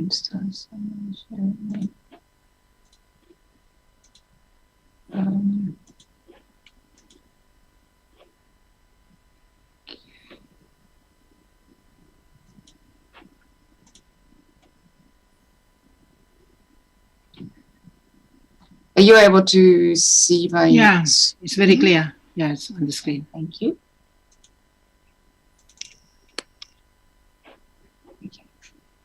So thank you very much, everyone, and good morning. I'm speaking from Canberra, Australia, and I'm very pleased to be here. So first of all, I'd like to say thank you very much to Professor Dr. Siswantoyo. I normally call Prof. Yoyo, who is the Director of Institute of Research and Community Services at UNJ in Yogyakarta, and also Chair of the Conference Organizing Committee, Dr. Anda Pangesti Widarati, and also very friendly organizing team, including Ibu Tuti, who has been working behind the scene. And I'm also very pleased to join this esteemed panel, and I enjoyed the presentations by Professor Swarsi Madia and also Associate Professor Laura Lisa from Malaysia. And I'm really pleased to see, and it's a really pity that I think the only thing I like to complain about is really, as Dr. Nurwaliza also mentioned, sort of the share of actual real feeling of eating bapia and going to Borobudur, or really talking to students and also talking to committees. Usually panitia wears fantastic clothing, uniform, and I always admire. So actually this is one of the creations from Yogyakarta. Our dressmakers actually graduate from UNJ. So I have been to UNJ so many times, and really it brings me kind of very warm feeling inside me that I'm sharing the moment and very important policy suggestion and research sharing through this presentation. So my topic today is community development, entrepreneurship, and self-study practice. And as everyone knows, including Professor Yo-Yo, I do not necessarily work on education per se, nor entrepreneurship itself, but throughout my research in Indonesia, I have been working on this issue of community development and always entrepreneurship, as well as community development. They are really important factors. So what I like to talk about is just to explain where I came from and what I like to share. And so first speaker, Professor Svarsi, talked about really importance of independent learning. And I understand as an Indonesian researcher located in Australia, but originally from Japan, Indonesia has been going through, enormous social economic transformations and forced industrial revolution and also creative education. That's what I think the current government is really pushing for, and the really suggestion of freedom to learn by the Minister of Education Culture, Mr. Nadiem Karim, who really has successfully launched digital startup company Gojek. Really tells us that Indonesia really holds lots of creativities. And what I like to say is I visited Indonesia. Almost everyone here was born since '84, and I have seen the changes of Indonesia. And throughout that changes, I think as an anthropologist who has seen really development from the bottom, I have published several books in the area of Islam and development, social policy, and also post-disaster resilience and gender and empowerment. So that's really the areas where I think how to develop community really center on. So recent works I have been working on particularly everyday practice of Islam and embedded economy for community development and entrepreneurship. So I think my approach is not really looking at Islam as traditionally kind of approaches like Islamic texts or Islamic preachers or boarding schools or mass organizations alone. I'm seeing kind of how Islam is practiced and what kind of values are kind of revived and utilized for community development. So initially, probably around 30 years ago, or even when I did my research in the highlands of South Sumatra in the mid-90s, I never thought my life would ever merge with, for example, sort of at that time it was called EIN. Now a lot of them have converted as WIN, Universitas Islam Negeri. So what I can say is sort of, I didn't work on creativity, but I kind of was approached by many organizations, institutions to give a lot of keynote speeches. And what I can say is the way I have seen Indonesia probably can inspire a lot of people. And I like to share what I can see as sort of successes for entrepreneurship, and education and community development based on my research. So recently, I'm also looking at COVID-19 and disaster and gendered impact. And I have seen the program of this exciting ICERI, and there are quite a lot of papers put together on the issue of social distancing, technology, and education. But what I'm really interested in to see is technology actually culturally neutral? Or what way or what kind of embeddedness is really introduced in the use of technology? So I like to really think creatively in a sense that technology is not necessarily context-free. Whatever works in Arizona State may not work, may work. That is something we need to look at. And so what I am sharing here is really a lot of questions I received really over the 3 decades of sort of back and forth between Indonesia, Australia, and sometimes Japan. And often people ask, how on earth sort of such and such things really worked in Japan, but it doesn't work in Indonesia. So in that context, I recently put together a paper, which I am sharing here. And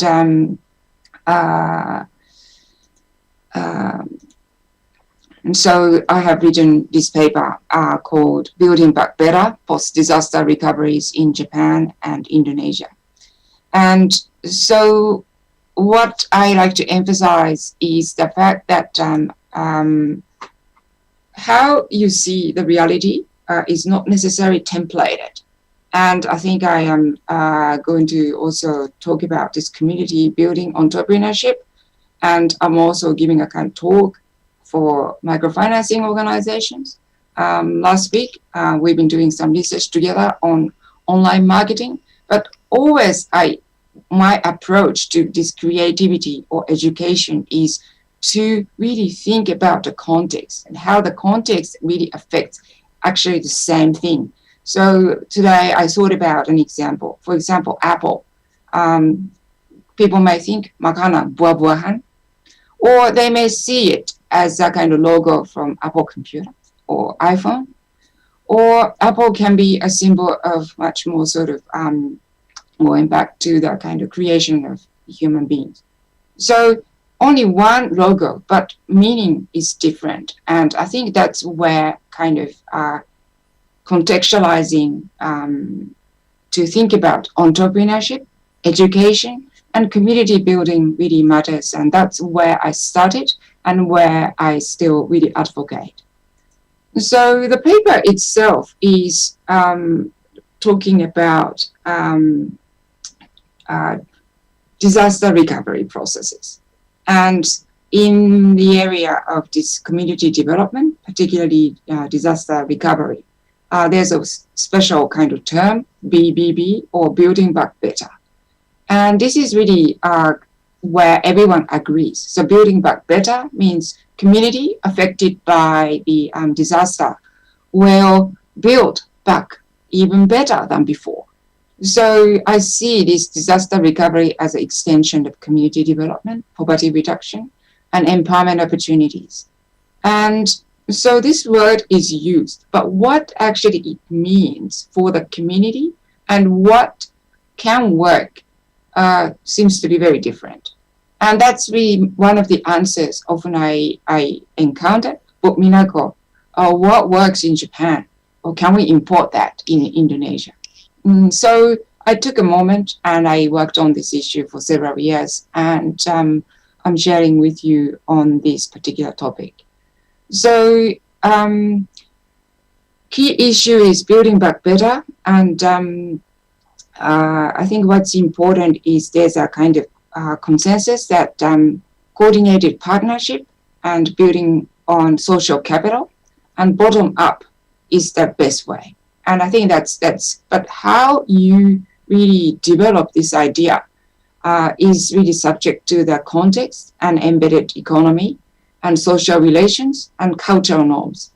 And so success factors really for mobilizing resources, how to really receive funds for the future. that really affects the types or the kinds of entrepreneurship, and eventually how successful that community development would be. So my talk is quite broad, but here I think we've got really education experts, Professor Swarsi and Dr. Nurwaliza. So I think I'd like to give kind of actual empirical kind of examples and how we can really contextualize it, particularly when we think about entrepreneurship and also community development. So I think that in this research, what I have seen with you focus on is particularly donations. So after the disaster, people try to donate. So I looked at sort of how people are motivated to donate. And I have been looking at a lot of Islamic practices and this almsgiving, particularly zakat for Muslims. And among Christians, I think tithing, 10%. They really account for sort of religious obligation and driven by religious obligation. And also by doing this, a lot of people feel satisfied that you really help the community and you're practicing, what each religion teaches you to be a good Muslim, good Christian. And also in the case of Indonesia, I think often I was very impressed with sort of dompet something. So there's a kind of tsunami, there's a gumpa, earthquake. Then I think there's always dompet. And I think in the 90s, I was in South Sumatra doing my field work, and I also kind of started to donate and sort of be part of it. And that has become kind of one of important social engagement I do in my life as well. And so, and then the money goes to the institutions and of the religious communities. And so they undertake social programs really funded by these kind of religious almsgivings. And then I think what I am seeing is this digitalization of communication. So one of my recent students who recently submitted, Biraba Anuraga, he worked on how people donate through kitabisa.com, and that's also mobilizing resources. And I think what I am really seeing is actually crowdfunding is often associated with entrepreneurship. But in the case of Indonesia, crowdfunding seems to be supporting a lot of religious activities or charitable activities rather than compared to sort of Japan, entrepreneurial sort of startup activities. And I think that's because a lot of people really feel that this gotong royong, so giving the money, also charitable activities, giving itself is the aim. And also, I think this kind of KKN, Institute of Research and Community Services, every year sends students, and that's also part of engagement. So be generous, helpful. That is very common in Indonesia, and I'm very impressed. But at the same time, it looks like there is a little bit limitation. So I thought about what about giving in Japan, and I must say donations to charitable activities is not as really generous as Indonesia. So Indonesians are very generous, and I'm very impressed with that. And also why people give.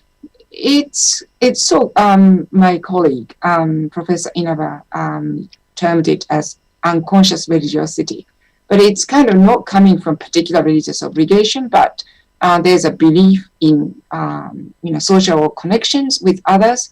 The Japanese word is called en, and this en means your existence is always subject to some other people's assistance. And so people kind of feel if someone is in trouble, let's assist. So in a sense, it's very close to gotong royong concept.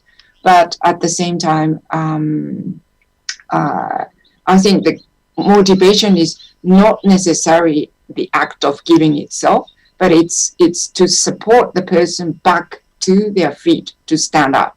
So the motivation of this gotong royong in the case of in Japan is to see the person stand up, sort of build back better.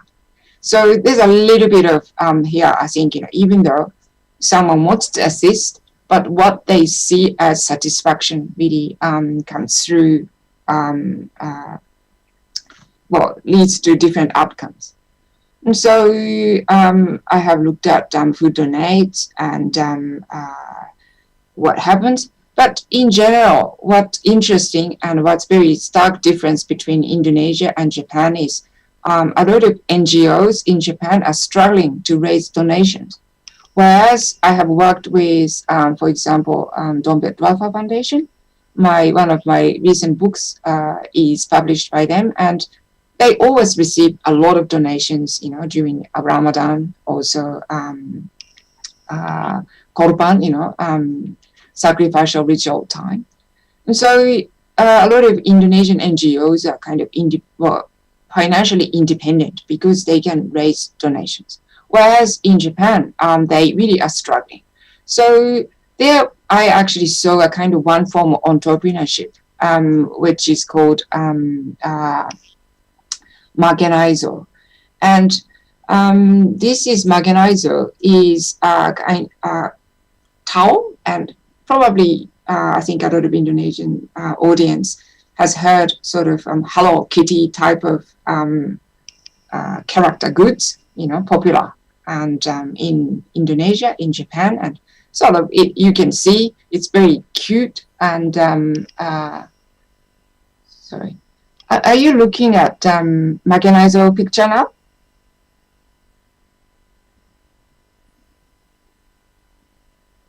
I can't really hear anyone's voice, but I see the first slide all the time. You never move.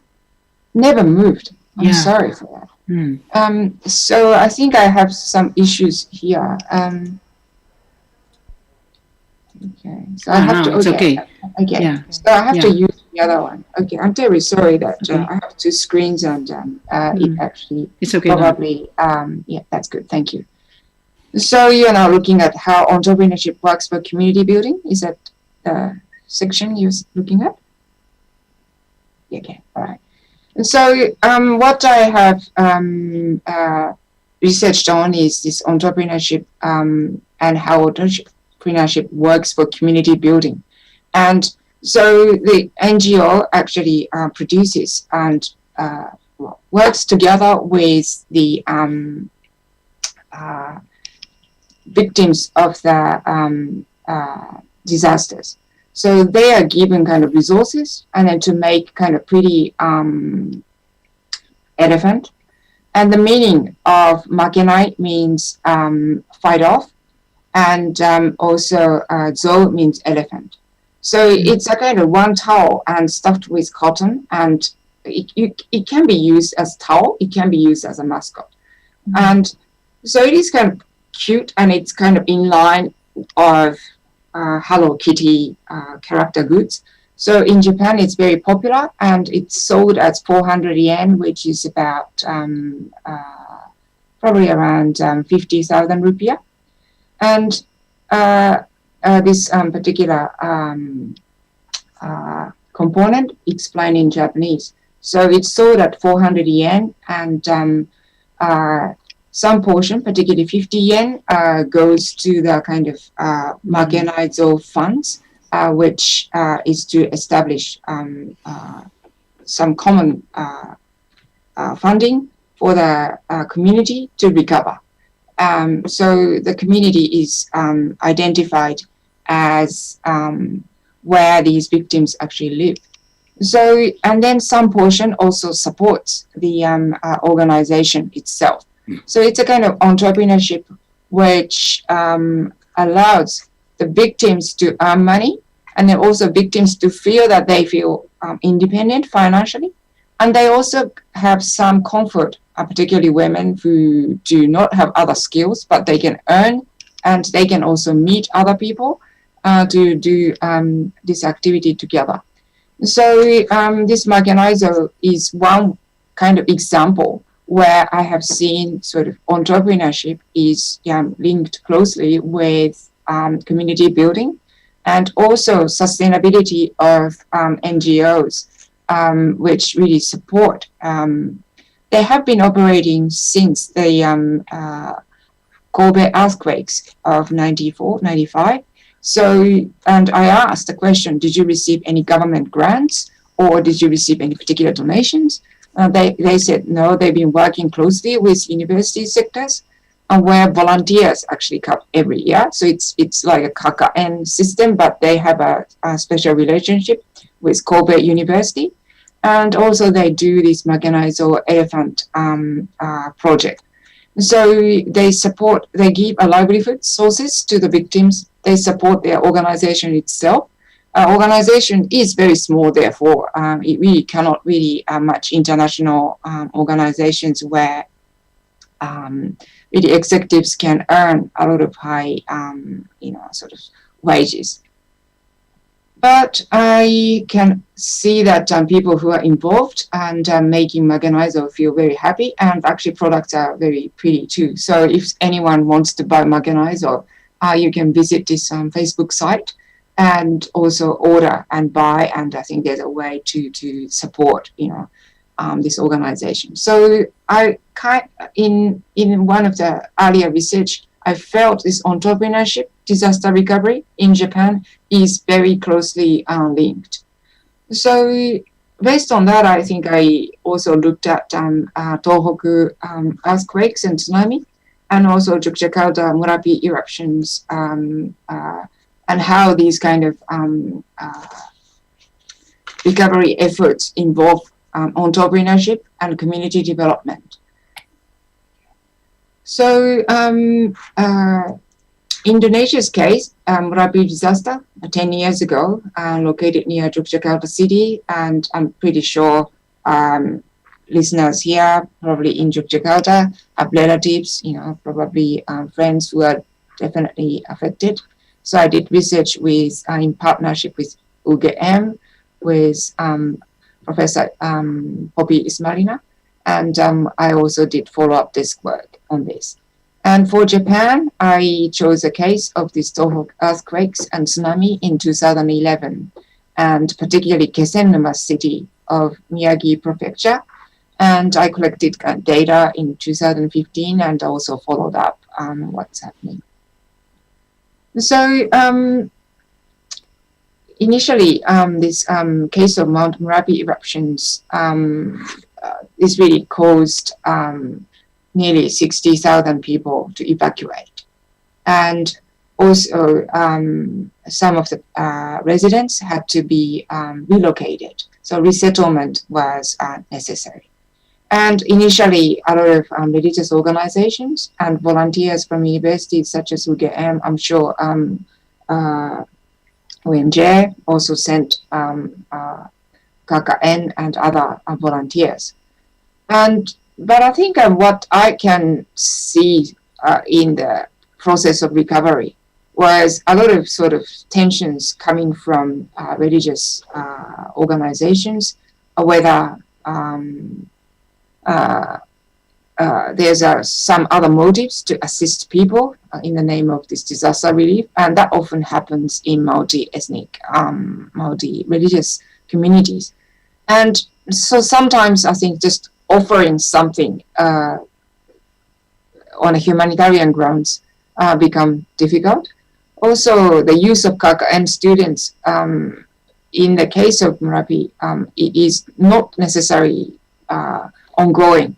And I totally understand the mission of KKN, because KKN is to send this university community service program is usually obligatory for students to share their knowledge with communities. And there are a lot of other communities other than just Merapi communities. So it is totally reasonable for universities not to allocate ongoing resources to particular areas. But in the case of Kobe, I think there are quite a lot of organizations which really decided to work closely with particular universities and volunteers. So also, I think in the case of Sendai, also I think there are other ways to send students on an ongoing basis. So I think in particular Indonesian context, surely volunteers quite ample. On the spot, a lot of donations come through. But in practice, how you implement, there are some challenges. And when I also looked at economic recovery, I visited some areas with also Dompet Dova and other religious sort of NGOs to see how their programs are going. And I also did some research with UGM people. And what I have seen here and difficulty I have noticed is these small entrepreneurial activities very much promoted, such as sort of makanan, sort of camilan like keripik or all sorts of little, snacks, which I think Yogyakarta is known for. But I think in terms of really developing this as an alternative livelihood, well, a lot of women I spoke to said, oh, there's tidak ada tempat, sort of there is no community space for production site ongoing, so they always have to use someone's kitchen, and that's always very difficult. And in order to really get sort of more hygiene standard and everything, you need to have a designated space, working space. And also another part which I experienced is they often said, okay, where can we sell? Mau dijual di mana? So can you actually help promoting this to Australia? Often I got that question too. So definitely, in order to really go into entrepreneurship, and people who have never really had experience, it's very difficult. And also cooperatives, koperasi in Indonesia, I think they have been very unpopular and to support real entrepreneurship. So I think that's where we need to look at, but it's kind of promoted through the government. So I really think that's a kind of area. Ideally, I think koperasi should work, economy rakyat should work. But I think probably that's where we need to talk with the minister about Gojek didn't use koperasi, right? So I think that's where we need to see some of the frameworks which we teach when we see as the ideal. But in fact, it was very difficult to form a kind of group because a lot of people thought some people worked hard, some people couldn't, and it was very difficult to really set it as a koperasi. But often founding koperasi was really associated with receiving funding. And also no local leaders with personal connections in neighboring regions to promote their goods. And it seemed to be very difficult because of the resettlement really spread across various regions. And in Indonesia, often I think, kecamatan, also kabupaten, they also have their own decision making. So when we talk about entrepreneurship, but when we see the reality, we can really see that education alone is not actually the key. We need to think beyond that, but definitely when we implement particular project, there are some confinements, and we need to see how we can really overcome these difficulties. And particularly, I think it's important to have someone who can advocate and really promote the region. And usually these are the people I have also conducted some research on desa wisata, and that kind of concept usually works when there are some people who really are university graduate who have experienced in marketing in bigger companies, and these people can help, so bottom-up approach, but without anyone, it seemed really difficult. So very briefly, rural tourism initiatives in Merapi, I think Jeep Tour are operating, but it is very difficult to run in a kind of organized way. And also I have looked at crowdfunding through Kitabisa as well, but probably I think the attention of people to donate, particularly through digital, seems to be very temporal. So on the day, just immediately after the disaster, it is easy to mobilize. But ongoing effect seems to be very difficult. And here I'm also, promoting one of the victims' products, but it's difficult to really promote. And Merapi Museum also did not seem to give a lot of economic push for economic recovery for that region. Then I also looked at, okay, how about Japan? I have been away really since the 90s, so anyway, I grew up in a business family, and I think Japanese earthquakes and recovery process seems to be much quicker. So I wanted to choose some of the particularly obvious regions where they seem to be making a lot of progress. And I have chosen this Tohoku area, not just because of disaster impacted area, but Tohoku area of Japan is very much losing population because of the declining population in Japan. So the problem about Sendai or Tohoku area is there's always there has been a lot of complicated rural development issues prior to this disaster struck Japan in 2011. So in a sense, building back better for them is not only overcome declining population and really the town becoming much more poor and now affected by this earthquake and tsunami. They really wanted to make it as something which they can look up to and they can really promote. So they really are trying to live on this building back better by entrepreneurship. So you can see, population is in decline, and even over 10 years, you can see more than, about 10-15% of the population decline. So it's a really pressing issue, and in Japan, there's a really strong fear that some municipalities, some prefectures will disappear because there aren't many people to support and to live. And so building back better is a real issue which really politicians and business people in the local area really felt important. So they launched a new vision for Kesennuma. And so it's a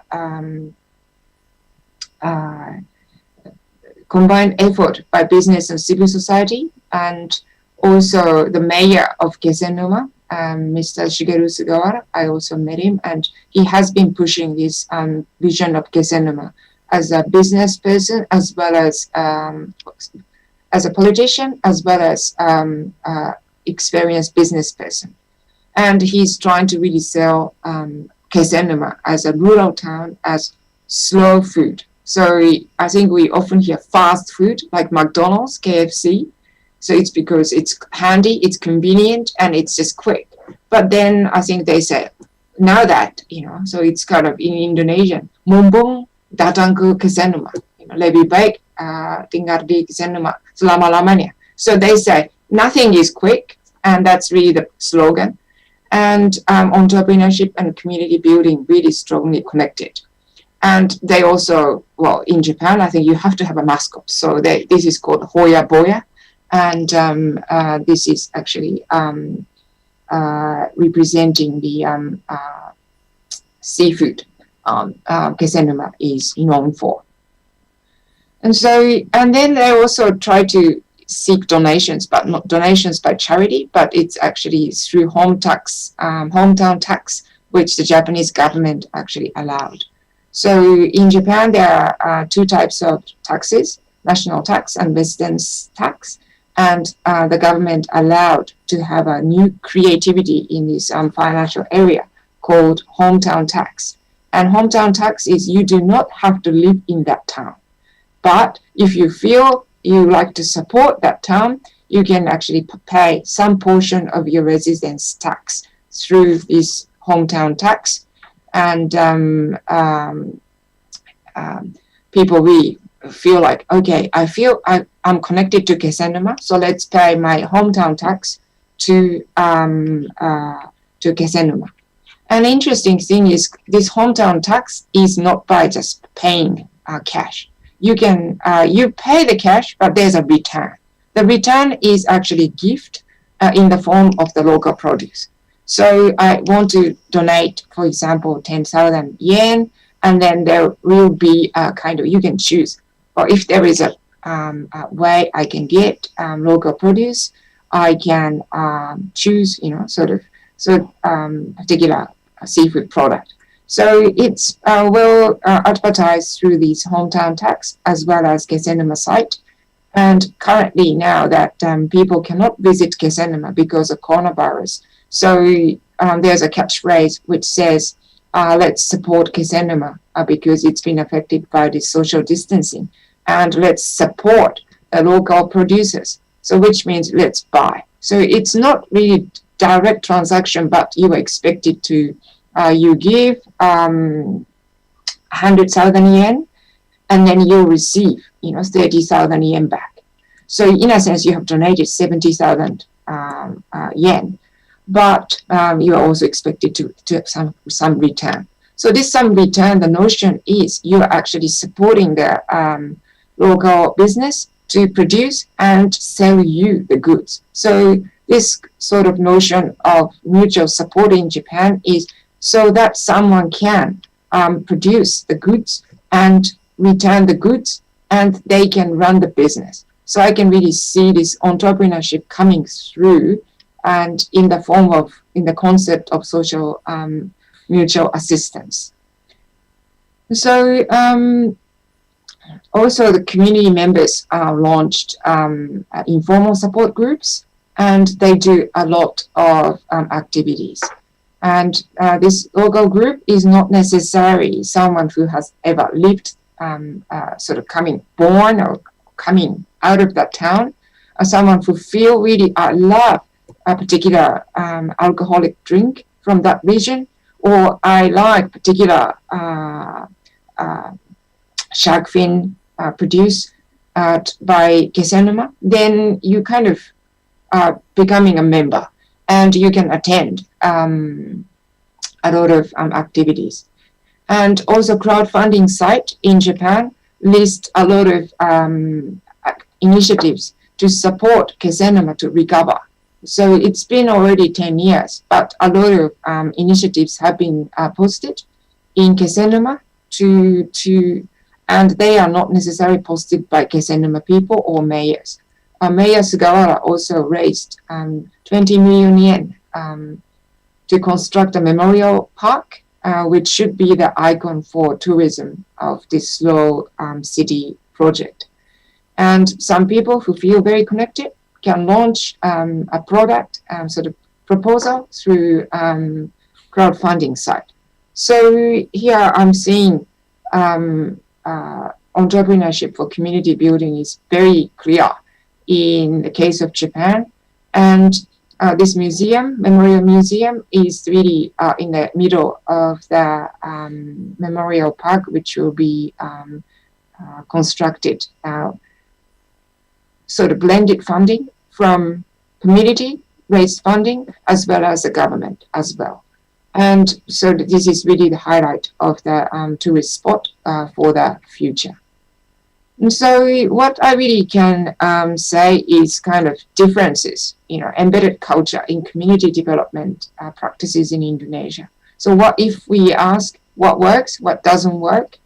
I think quite a lot of, even though we talk about building back better, particular concept, but embedded culture is, in a sense, impeding on the long-term recovery.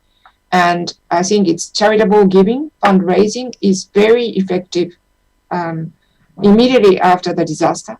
But I think it hasn't really translated into any financial gain or creating livelihoods. And I think it's because its entrepreneurship practice seems to be limited. So that's maybe where I think UNJ, which has been making entrepreneur student entrepreneur program a few years ago, was already compulsory. So I'm really hoping that bright young minds from Indonesia, particularly Jogja, can see how they can really overcome these difficulties. And if we look at discussions, particularly in the embedded economy in Japan, I think another fact which I didn't talk about before, but which I think I like to share is a lot of Japanese youth who, like my generations, we used to dream about working for big corporations. I think Japan has like Mitsubishi or Hitachi or Toyota, for example. So getting a high degree and working for the company for the rest of the life. My father worked for NEC for 40 years, and he's still very proud of the fact. But that sort of lifetime employment really got devastated by the shrinking Japanese economy. So a lot of now Japanese youth aspire to make social impact through businesses and startups.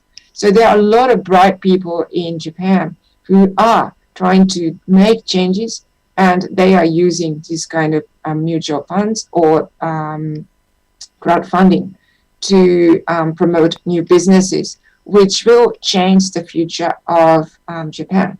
So I think here there are kind of pool of people who would really try to make changes and who like to see entrepreneurship as social change and community building. So I have also published with one of my students, Viraba Anuaraga, on economic embeddedness this year. But what we really need to see is surely we can identify entrepreneurship or community building or building back better as a slogan, but it really requires, I think, a lot of creativities, which the second speaker really highlighted today. And I think teachers' role, it's not templated approach and individual learning, which Professor Swarusi mentioned, is really key to translate these kind of limitations or opportunities into successful policies. So what I like to emphasize and end with is local factors need to be taken into account when community development, such as post-disaster recovery initiatives, are implemented. And I think that's really not necessarily disaster recovery, but for building future of Indonesia. And local knowledge and practices that's really need to be taken into account when you see entrepreneurship for community building through education.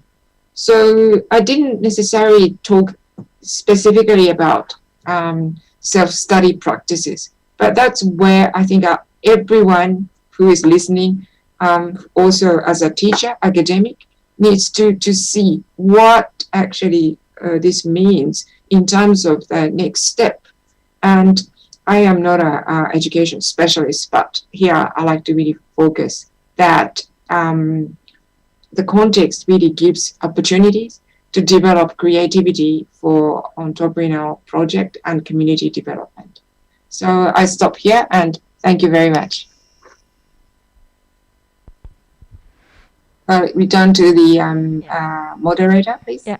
Thank you very much, Dr. Minako Sakai, for your informative presentation. We can learn how community development vice versa with community education work by entrepreneurship. Crowdfunding show us how sharing problem with each other in the community become an important part of freedom to learn in society. All right, ladies and gentlemen, now we come to session of question and answer. I'm very happy to invite participants to provide responses and questions to all speakers. We already selected questions written on the chat room. For the first session of question and answer, I will offer 3 participants. Please turn on your video first, and the room is yours to ask the question. First, Herkamaya. Second, Professor Wawan Sundawan, and the third, Novita Dwi. Please. Please, Pak Herkamaya, and the second, Pak Wawan Sundawan, and then Novita Dwi.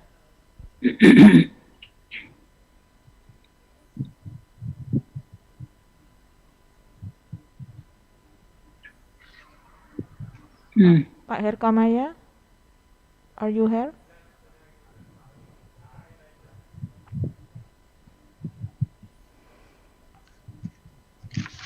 If Pak Herkamaya cannot online, the question is addressed to Professor Suarsih Madya.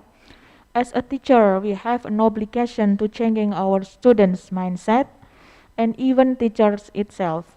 In fact, with the 40.0 era, particularly with the rise of instant technology, for example.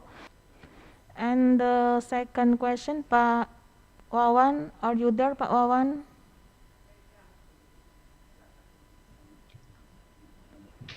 Okay, Pak Wawan also cannot. So the question from Pak Wawan.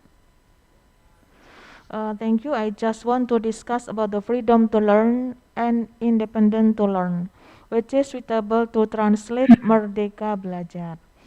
Second, from Pak Wawan, addressed to Ibu Suarsih Madya, and maybe Dr.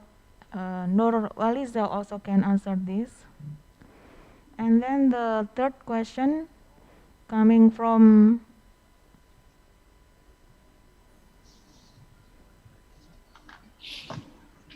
Novita Dwi. Thank you for engaging presentation. Let me ask question for Dr. Nurwaliza.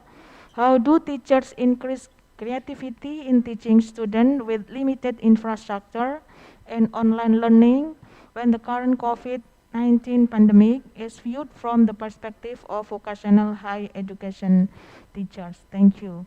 So please, I let first Ibu Suarsih Madya to respond question. Yeah, thank you. Thank you very much. It's a very important question.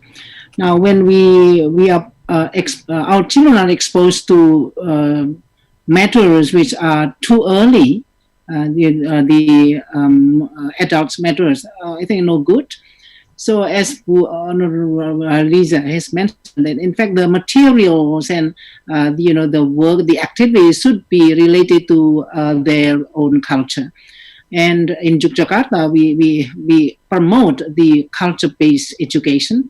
So the local wisdom should be exposed to them, to the activities, etc. You can use technology, but to expose that, we should not be under the control of technology, but we are in control of technology. So technology is used to expose the students to the practices of local wisdom, like the arts, the sculpture, the paintings, or the even in Java, for example, the JavaScript now it's disappearing. So it depends on the teachers, in fact. And the teachers should believe very strongly that the local wisdom is very important, it's part of our culture. And I'm a Javanese, so I also learn from the environment and many expressions in Japanese to build my character in. For example, mikunani to mrapanglian, for example. But if we expose this to children, we have to use pictures to illustrate, like helping others and doing something important to others, so that what we do is useful for others. So I think it's time for us now to use technology appropriately with purpose in mind. So what is it, TikTok or whatever? This is the creation of human beings. So it depends on the purpose in mind in using technology. Then the second one is Puratna. The second one, I forgot that. Puratna. What's the second one? Hello. Second Puratna. one from Pak Wawan about independent and Oh, freedom okay. to Yeah, learn. independence and freedom. Okay. As I said before, freedom in the term used in sorry, humanistic education is not complete freedom. It is responsible freedom. So you are free to choose, but you have to be responsible, not for yourself. You should think about the ethics. You should decide something, not to harm, not to do harm to yourself and to others. So the responsible freedom is in fact independence. So independence is the same as responsible freedom. When we define this, it means that even in the classroom, when we train the students to have freedom, we have to see what is this for? What is the impact of your decision for yourself in the short run, in the long run? So we have to do that. And I was well trained by my father when I was small, when I'm a small child, to decide. So he said, "Have you thought about the result of this tomorrow, or the day after tomorrow, and to your brother?" And I at that time too little to think, but I remember I was given freedom, but I was asked also to think about the result or the impact of my decision. I think this is what I can say. So and the teachers' belief should be built up. Now the research in education is very popular. Teachers believe efficacy, self-motivation, everything goes to the self. That is, in fact, humanistic education. Thank you. I hope I have answered the question. Thank you, Biswarse. And now the turn for Dr. Nurhaliza to answer the same question from Pak Wawan Sundawan regarding the translation of Merdeka Belajar is freedom to learn or independent to learn. And the second question for Ibu Dr. Nurhaliza is regarding a question of Novita Dwi. How do teachers increase creativity in teaching students with limited infrastructure in online learning when the current COVID-19 pandemic is viewed from the perspective of vocational high school teacher? I mean, many practices in the vocational high school. Your turn, Ibu Dr. Nurhaliza. Okay, thank you for the question, Novita. All right, actually, it's a very valid question for this area of pandemic because everything is we're doing now online.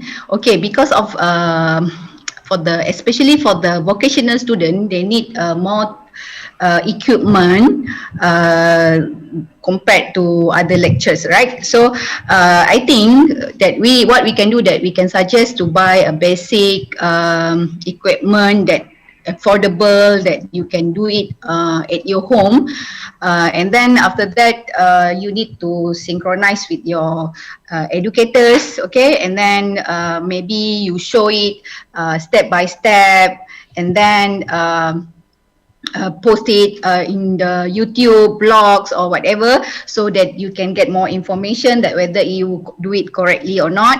And then at the same time that you need to collaborate with your friends, maybe from other expert, to get to make sure that you are doing the right thing. All right, and then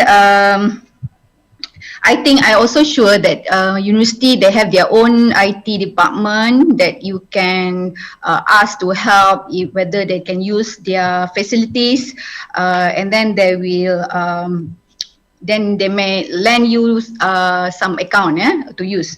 All right, and then most of the occasion also I think they can offer simultaneously ataupun acronym connection to for the educators, so they can browse through their lectures, and then also you can see back the slide that like they would normally do in the class. And then last that because practice make perfect, so that you need to save this video, and then you look back, and then you can record the things that you do, and then you show to your educators or lecturers so they can take a look, and then they will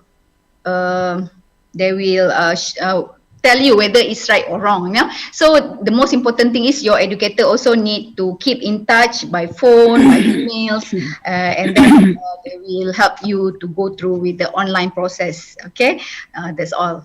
Thank you. Thank you. Thank you very much, Ibu Nurwaliza. And still there are any question from the participant? Again, from, let's see, from Nur Hadi Saharul, addressed to Ibu Suwarsih Madia regarding the self-study explanation from Professor Suwarsih Madia. How is self-study implemented to students in this pandemic? We all know that self-study is very innovative, but during the COVID-19 period, everything was difficult. For example, the networking confidence of parents. I think the freedom to learn has not really been felt. Addressed to Ibu Suwarsih. Please, Ibu Suwarsih. Yeah, thank you very much. Yeah, this situation I think is has given us a very big challenge. We know that technology can help, but technology needs the support of, say, a connection, for example. And even in Jogja, there are still blank spots in some areas. And I have heard from the governor himself that he will solve this problem. But when you think about that, the self-study, we have to utilize any possible technology. Books is also technology. So in some areas, the teacher creates modules, and there's a kind of a self-study. So the modules are self-sufficient. There is the answer, and you have the discussion why, say, for example, the alternative. Then the student can read that. If this is the situation in which the connection is not available, we can use the postman. We go back to the old technology. There's books and pencil, etc. No problem. The important thing is never let anybody be left behind because of the lack of connection. So we have to be realistic in Indonesia. We should not be fanatic about online. Yes, okay, online if everything is available. But if the students have no connection in the area, I think we also have heard that some student in Sulawesi has fallen down from the top of the tree to be able to have connection. This is something, which made my heart sinking because, oh my God, it's like that. So we have to be realistic. Self-study can be created by creating modules. There's modular books in which the students have the complete explanation. However, I'm also aware that the pandemic has forced us to be in this way. The self-study like that is, never prepared, right? So the pandemic forced us to prepare that. But for the future, we have to really prepare so that the students will have the materials, whatever means. And of course, if there is online facilities, we have to utilize that. I think that is what my decision is to really be wise, and because they have feeling, so that so please let us make effort not to make them that hard sing. And I have heard suicide cases because of that. Oh no, it's a disaster. We have to make them feel that they are heard, like Dr. Nurwaliza has said. They are there. We have to listen. We have to see. We have to admit that they exist. So in any condition. So we should not just think about those in the city with a good connection, with good equipment. No, I have visited some areas which really impossible to have online learning. That is my answer. Thank you. Thank you, Ibu Suarsi. And we have the last question for participants. Please, Pak Abdurrahman Suparno, you can ask your question. Please turn on your video and Okay. mention to whom the question is addressed. Thank you. All right, thank you. This question goes to Professor Suwarsi Mahathir. However, it's still relevant to other speakers actually. Professor Suwarsi Mahathir talks about a lot of freedom to learn based on the Constitution, and also this Ministry of Education and Culture promote the freedom to learn itself. However, there is always a gap between the policy and Yes. the implementation. You see that on the field, when students are studying in a study program, they have to follow the curriculum, and there are lots of subjects that are not relevant to the student. They don't like it, they don't like them, and also many of them are not relevant to their daily life.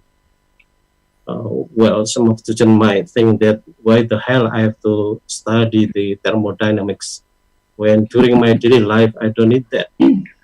This gap also happens when Professor Nurhalisa talks about the indigenous people that have to study the using the government curriculum, and also Professor Minaku when talk about the cooperation, there is always differences between, there are sometimes differences between the policy of the authority in the kecamatan and also the region level. The question is, the student actually drain much of their potential for learning something that they don't need, they don't like it, and also they spend lots of their time for learning that they don't need it. Therefore, they loss of their much time for developing their creativity and also innovation, and also lots of their potential for developing their talents. Therefore, actually, I promoted during the undergraduate study, the subject they have to learn on the curriculum or the syllabus has to be very compact. Let's say in a study program, we have to learn only 5 subjects on pedagogy, 5 subjects on, let's say, technology, and also 5 subjects on the content knowledge. We throw lots of specific subjects. However, we can learn these lots of specific subjects during their professional education level. Let's say like teacher trainings program and something like that. This enables students to develop themselves, develop their characteristic, and also develop their talents, and also this enables students to learn whatever they want to learn. My question is, what do you think about this, Professor Suwarsi Mahathir? Thank you. Okay, thank you. That's a very challenging question, Pak Barno. I think your way of thinking is very constructivist. Okay, purely constructivist, that freedom. But I was attending at that time. I attended a talk by an expert who wrote constructivism, and he reminded us that we have to combine like freedom, but we have to see the government also has a program. But I agree that the students have to be given opportunities to select, and if for example the subject is really important and the students have not seen that importance, we have to make them realize the importance, to show the relevance of that in their life.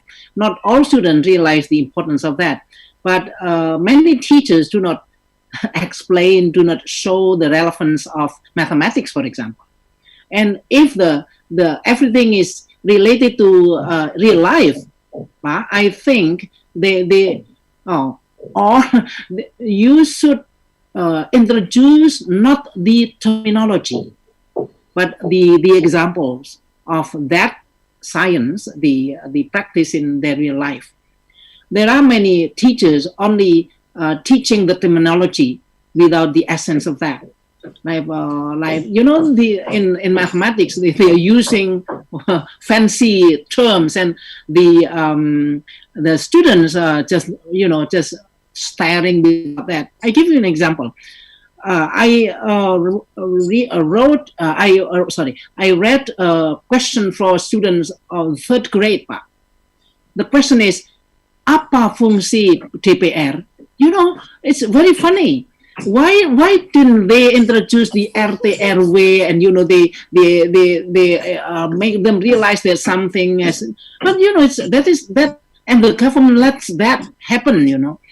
Unfortunately, like us, people in the university do not research that. So I think I agree that in the humanistic education, I show you the one of the principles is the curriculum should be made relevant. So, and the students have to have the say, have the opportunity to give input. For example, not 100%, but at least listen to them. But this is ideal, right? So it needs the change of the belief of the people who create the curriculum. It needs the change of the people who have the decision makers and the budget, like DPR. If the DPR if the parliament's people do not believe in this kind of education, of course we will not be able to do that. So yesterday I was, I will ask that, but the general said that we will change the regulation or the we hope that the change to the better, because what is missing now is the opportunity for the student to be heard. I think Hadiza has mentioned that. Please listen to them and consider them in their real condition. I think now the assumption is from Jakarta, as if like Merdeka Belajar is, in some areas, but now Merdeka Belajar, they have no idea of that, because they are still thinking about their empty stomach, about where tomorrow. And I went to Merauke, for example, to Digol. I was grateful to have that. So it's so far away. So the approach offered by Ibu in Malaysia, I think is good example. The local culture, the local way of thinking, what is meaningful to them should be there. And within the local culture, there are infant sciences there. I believe in that. They have sciences, It's only the terminology is, different, okay? They can count, they can build, this, the Western way of the scientific should be translated into the local wisdom, so that the people will see the relevance. But once again, if the say, for example, a subject which we consider important, but the student do not see the relevance, we have to guide them to make them aware of that, but through the language they understand, not through terminology. I think this is a big challenge. It's not easy to carry out, because it needs the change of mindset of it, not only the teachers, but also the minister and the director general and the curriculum directorate, many things here. I think I hope I have answered your questions. Thank you, Pak Parno. Thank you very much. Thank you for all participants and all speakers for interesting discussion. Respectable ladies and gentlemen, finally we come to the end of the part of the plenary session, where we can learn that freedom to learn is not a new concept in education. It once again emphasizes the concept of humanistic education need to be implemented both in formal education in school or in non-formal education in society, where we need to consider with the student characteristic within their culture, recognizing the capabilities and individual personalities by respecting their local wisdom.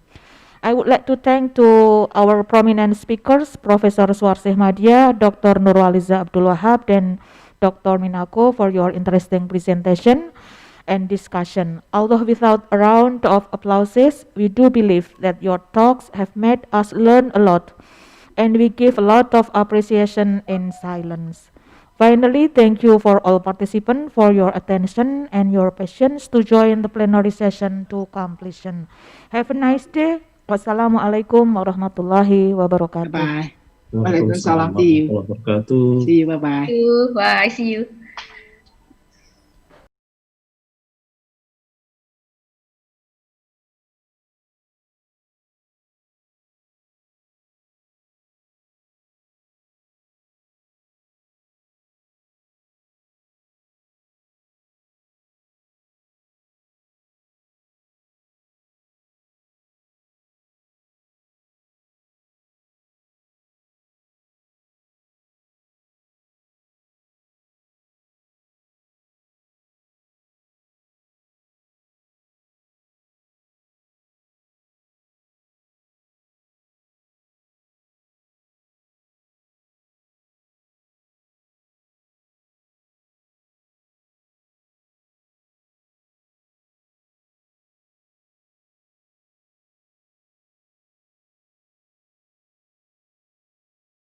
Session chair for her contribution to the success of the session.